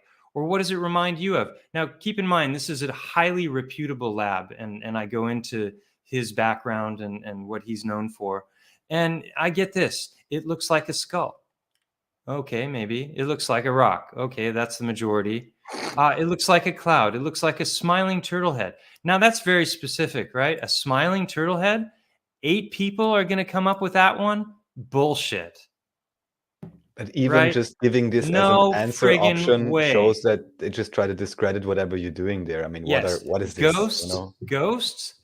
Right? I can understand. Yeah, all right, whatever. But sad puppy haze. Once again, very specific. 7 people said that. A white monkey's head, 3. 12 said it looked like a heart. So here. You know what? I didn't really...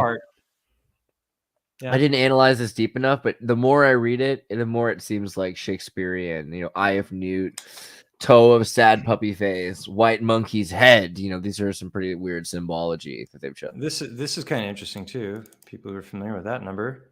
or Oh yeah. the logo. What? The logo is Really? interesting. 322? Oh boy. In Santa And the Fe, New logo? Mexico? Oh yeah, the logo. I was looking at it before, but it's obvious. Look at the logo. Yeah. Jeez. That's So terrifying. anyway, Space And power. what's those his that said last it looked name? like a heart Eon. were Sorry, but just Aeon. interesting. Those that said it looked like a heart were then asked if it looked like a heart or it looked like a heart symbol. 10 said it looked like a heart symbol. Okay, I can buy that. And there he goes into where I've made my grave error, right? The doctrine of signatures. Indigenous peoples often rely on the doctrine of signatures or symbols to find useful items for ceremony, for healing, for practical purposes. If it looks like a heart, then it is good for the heart. An area found filled with cobbles that look like hearts would become a sacred place, whether they were dissected hearts, fossilized hearts, or simply cobbles, like cobblestones, that reminded one of hearts. Such is the human experience. It should not be confused with science, and nor should pseudoscience be employed for truthful explanations.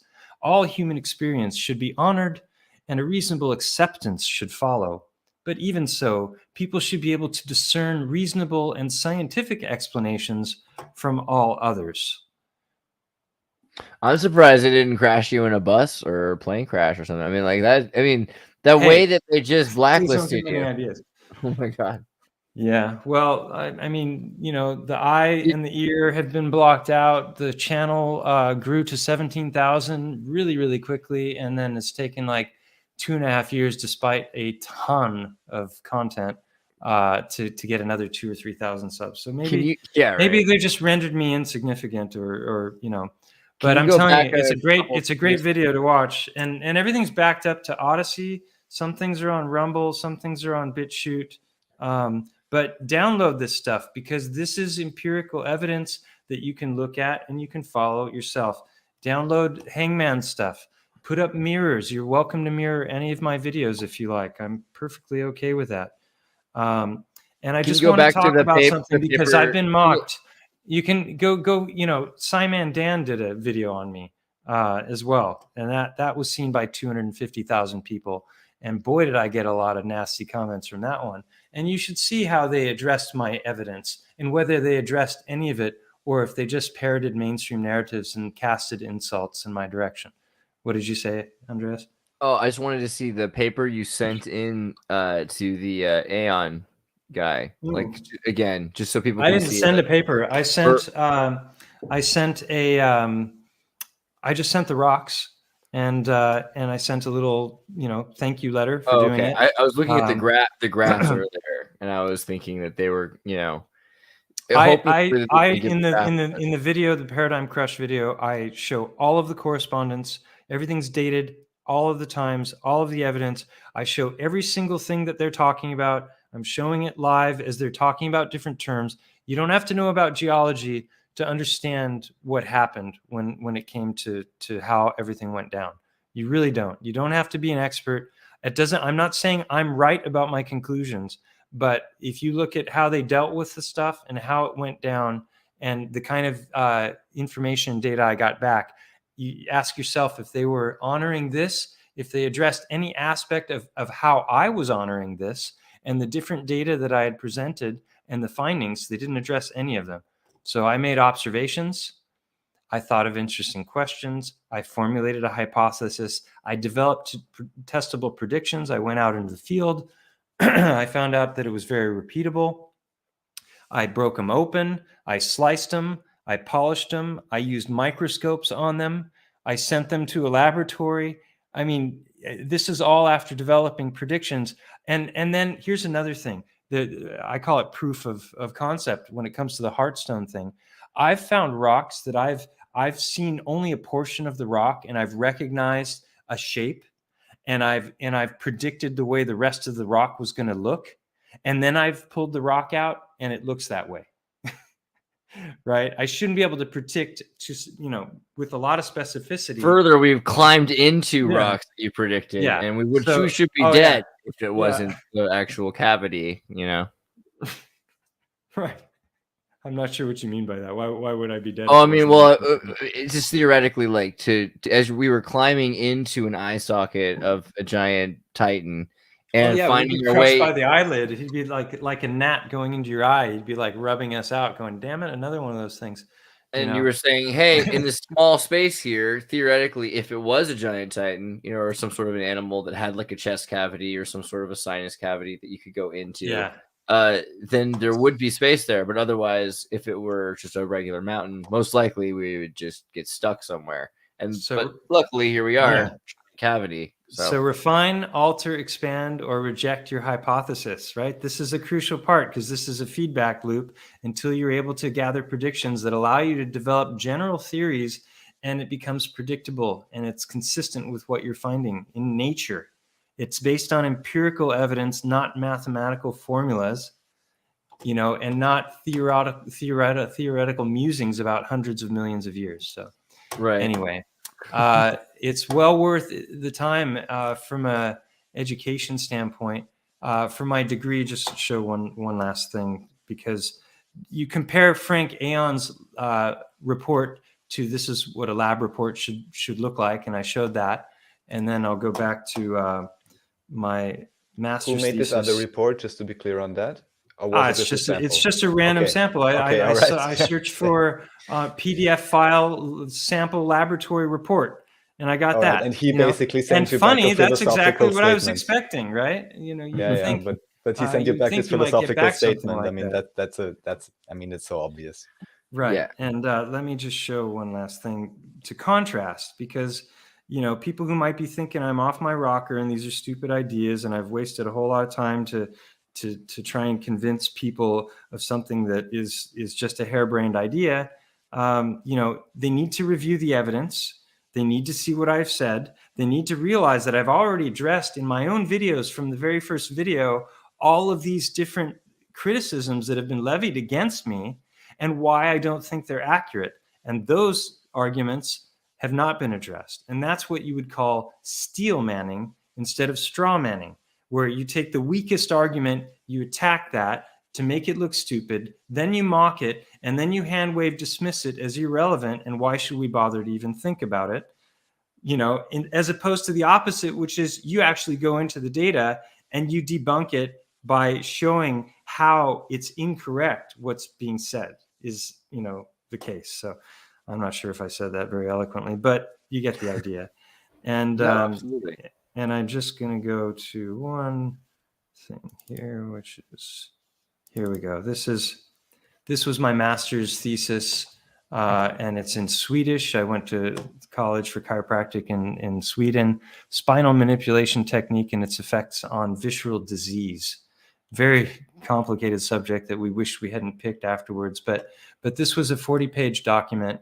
We had to have an introduction to define the problem area, the goal of the research. We had to have a method in this case, our method was a literature study, and we had to present a model. And so this would be your abstract and your problem area, discussing the problem in general, then diving into the goal and the method. This was the model that we were working from. And then you have the body of the text and all of the analysis, and you have to have footnotes for everything. And you can't just go to Wikipedia for this stuff. You actually need to read the research. So I was in Karolinska Institute, which is the top medical college in Sweden, and I read probably hundreds of different studies. They're all in here. These are actual peer-reviewed studies that I was able to access for free because my school had access to the library at this medical college. And we went into every single one of these, and this is what we're making our paper from. And there's 5 pages of just the bibliography. So obviously they were doing the analysis for free on the stones. So stop sharing there. So I was thankful that they were doing that, and you can see how it went, and you can see how things changed when I started to ask uncomfortable questions, and people find it to be a very interesting journey. That video. This is what they were like. No, I won't show it again. It's worth the time, even if I'm wrong about everything, because it's such A wonder. Sorry, what did you show? No, the whale thing. Don't worry about it. Oh god, one more time for the whale. Yeah, there's gonna be a certain segment of the audience that was their favorite parts. Yeah. I was just saying, this is what it was like. You're pulling open the truth. This is the truth, and the whale is. Sorry.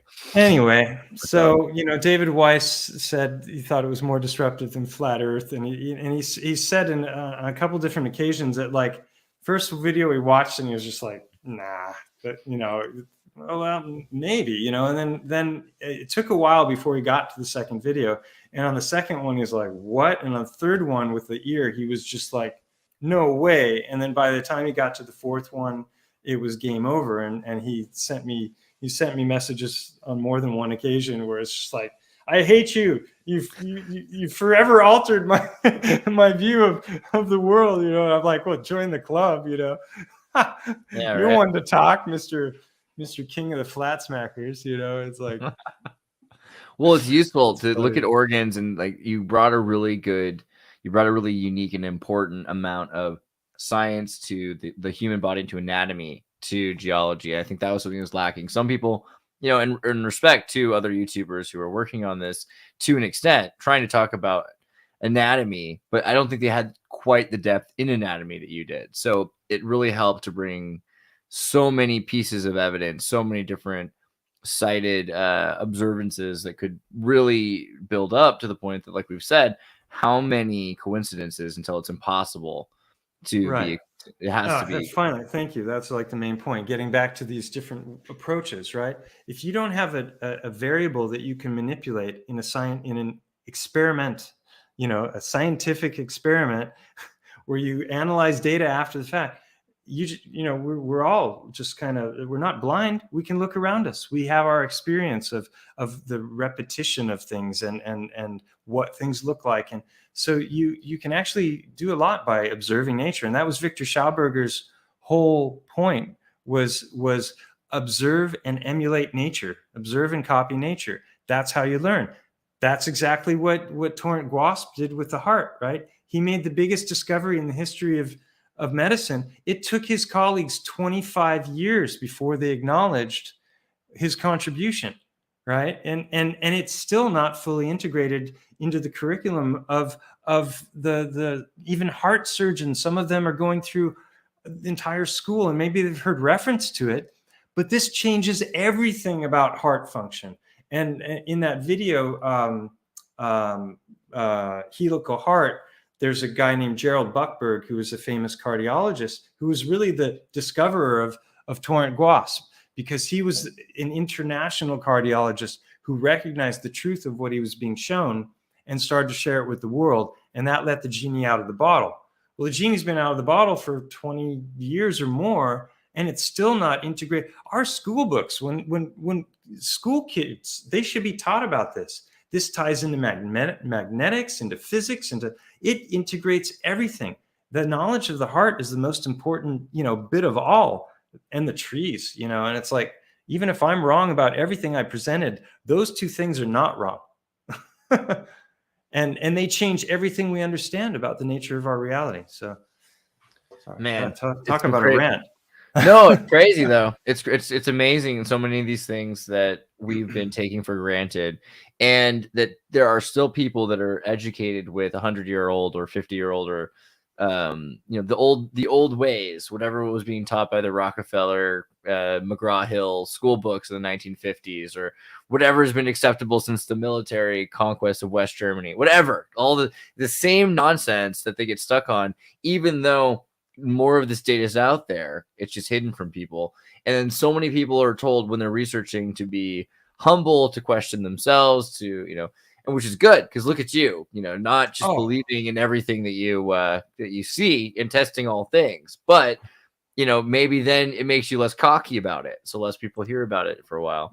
That's why I did the live stream on pareidolia recently, because there's so many things like this community, instead of coming up with an actual cohesive model that makes sense about the nature of our reality, which is really hard to do because we can't get outside the realm, whatever it is, to observe it from the outside. So we're inside of something. So we can never know the whole truth about it, right? Until, we pierce the veil or something, or maybe that's what people are, doing with psychedelics and through other means. Maybe Or transhumanism, CERN, transhumanism, all these, all the nightmare, future scenarios. But also, I mean, this ties into if our real history is our mythology and Hollywood and all of these grand tales that we grew up thinking were just fun stories, and they had animistic views on religion, so that nature was imbued with spirit, so a rock was a certain spirit, and they were so cute back then. But we're so sophisticated now, we've transcended their primitive beliefs, right, with our scientific method, and we are going to the stars. Oh really? Are we going to space? Just look where that thinking are got we us. going to Great. space? Really? I haven't seen evidence of it. We kind of just Not yet. Nothing. This is a space that we are in. Oh yeah. There's inner space, definitely, and you can access that in a variety of ways. And then Safe there's space. the microscopic inner space. Even they're telling us it's all space, right? And then they've got to invoke dark matter and bosons and bozos and God particles and whatnot. And Safe space. Basically, the safe space. Maybe it's so simple you could explain it to a child, and you don't need particle accelerators and theoretical physicists that are basically off on a long string of theory tales. I mean, come on, the Big Bang. Safe space is sort of a vacuum of ideas, right? It's a protected, safe space. So it is kind of we create an ideologically safe space, and then we try to build up as many, we try to destroy any evidence to the contrary most of the time. So I appreciate that what you're trying to do is just help people recognize that somebody's already facilitated making up an entire narrative in front of them, and everything about it's shattered. That's something that we've come, And what I wanted to start off the whole interview with, or conversation, is this concept of discernment and being a truther and doing research. And what is research really? You can't take a picture of a skyline of a mountainscape from one angle at the right time of day with the right shadows and assume that it's a Titan. You got to look at it from a lot of different angles, and you got to get inside of its orifices, and that might not be a pleasant experience, or assume that it's not. Joking, but you gotta. That's where boots on the ground is so important. That's why I plug Paul Cook's channel all the time. I love John Levy. I've been listening to him for years. Yes, these guys are getting out and they're giving you real footage, and they're just digging into mainstream narratives and like, does this really make sense to you? And they're letting you decide for yourself. And I'm doing the same. Go out with what you've seen tonight. And see if you can find some heartstones. I've had people send me pictures of them and videos rotating them from all over the world. This is a very reputable phenomenon. It's not described in mainstream geology. Their explanation for it is clumps of clay that have been compressed, and they're semi-metamorphic. So they're starting to kind of almost bleed into other materials, but those other materials are softer. And so somehow they pop out and then end up in rivers and roll around, and and that's how we get this. Well, there is a type of rock that does that and looks like that, but it's got lots of lines going parallel in it, and it's far more likely that that's a chunk of big tree. Right. Yeah. So, yeah, it's not as crazy as it looks when you dig into it. Not as crazy as you think. It's just a lot of data. Sorry we didn't interact with the chat at all, but no, we did, didn't we? It was actually 50 more messages. Thank you for saying that. You were such a conscious person. I was just going to jump out, but there's even a super chat, so I should look at that. That's Sticky Marks. What do you call a donkey with 3 legs? I don't know that one. I don't know. Do you guys know what a donkey with 3 legs is? Arthur? Well, if it had 2 legs, I would say half-assed. Yeah. But it depends on which 2 legs. I don't know. I didn't see the answer. You didn't supply us with an answer, so we're just supposed to guess? I don't know. Maybe next time we'll have to know. Raph, do you have a guess for a donkey with 3 legs? I'm sorry. Yeah, that's right. This one. Yeah, we'll save it. But guys, thank you. And chat, we did answer some of your things. A wonky. Okay. Shake Bacon, Sir Francis Bacon with Shakespeare. I don't know. If you guys want to interact more. Oh, here it is. A wonky, but are you worth your salt? Why I say it. Thank you, Sticky Marks. If you guys want to interact more directly with Stellium7 and with each other in the Discord, very conveniently, you can go to charterynova.com, click on the Discord link. Yeah, it'll be interesting to see if, I put out videos. I get the highest view counts that I've ever gotten with the highest watch time with like almost like 99% like ratio. And sometimes I'm losing subs as that's happening. And it's just like, I'll put out content. I used to, it's like 100 new people come in, and not anymore. It's this little tiny crawl. So if you watch this and you go to my videos, if you watch any of the old videos, comment, because I never get any comments on any of my old videos. I used to get like hundreds of comments. The only comments I get now are on the new videos, and it's just a trickle in. So lost out, but the algorithm. The all ghoul rhythms. Algorithm. All right. But guys, make sure that you go to the Discord, and you can find Stellium7 is in there as well. So and don't be a conspiracy theorist, be a paying attentionist. Yeah. There's another word too, pronoia, right? Isn't that the one where you think everything I coined prospiracy. It's when you come across a conspiracy that actually leaves you with less fear. And you're kind of like, oh, that's kind of cool. That's kind of fun. Tartaria was like that for me. Star forts, mud flood is kind of creepy because it involves cataclysm. But it's like, this stuff that's not like dark. They're trying to inject you with poison kind of stuff. I mean, being drowned in mud. Sometimes you need a break from that, and you need to just broaden your horizons with other stuff. And, pronoia is supposed to be so prospiracy. I like your word because it's one that makes you feel good just directly. But pronoia is the idea that instead of paranoia, that things are working against you. It's either things are working towards your benefit, and that's kind of a nice one to have. I think we all needed a bit more. But guys, like placebo, nocebo. Sorry. Yeah. Placebo, and then there's another one of those too. That's like I forget. But there's a unifying antigen that just stops things from happening. You believe nothing will happen if you take it. Like garlic protects you from vampires. There's a word for that as well. It's not placebo, but close. They've got a molecule for everything except health. Yeah, but that's the garlic is just it's the consciousness thing. I don't know. Not going into vampires right now. Guys, see you later tonight on Wednesday Ultra. And thank you guys for being here, Raffael and Stellium. And I forgot to show you guys. I feel bad. I go to commency.at. 1 second, really quickly. Should have shown you this page. Team Rabbithole. Yeah. Awesome podcast.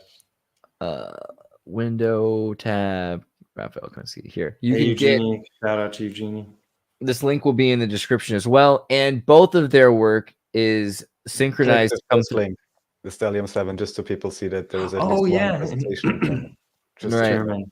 Someone translated a couple videos into Italian, but surprisingly, they haven't been translated into Spanish at all, and I'm here in Spain, so interesting. Oh, one last thing. I met the son of the cardiologist. And his name was the same as the dad's. So he was junior. So I met Paco Torrent Guas. Paco was his nickname. And he came to my office and I showed him all the stones. And I made a video about that called Son of a Titan. And that's on my channel. That's a really interesting video as well. Really showcasing the life of Francisco Torrent Guas and why his work is so important. But both of these channels, Stellium's and Raf's channel, you can get the content through the allied category on Discord. Every video they make automatically posts to the Discord, so you can get any of their pieces through there. Oh, cool. So, and it's also on Odyssey as a backup, and like I said, BitChute and Rumble. Yeah. All right, guys. I will see you next time. And tonight, watch Wednesday Ultra. Be on at 8 Eastern Standard Time, 5 Pacific Standard Time. Peace. Night, everybody. Thanks for watching.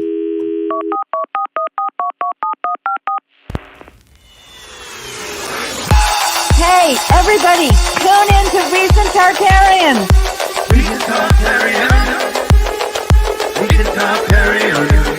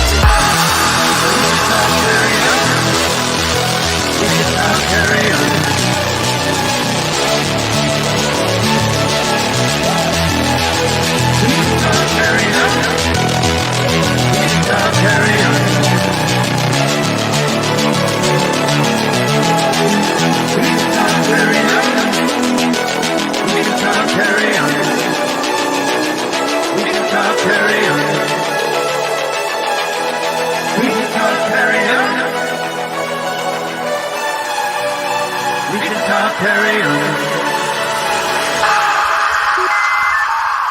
Recent Tartarian. Recent Tartarian.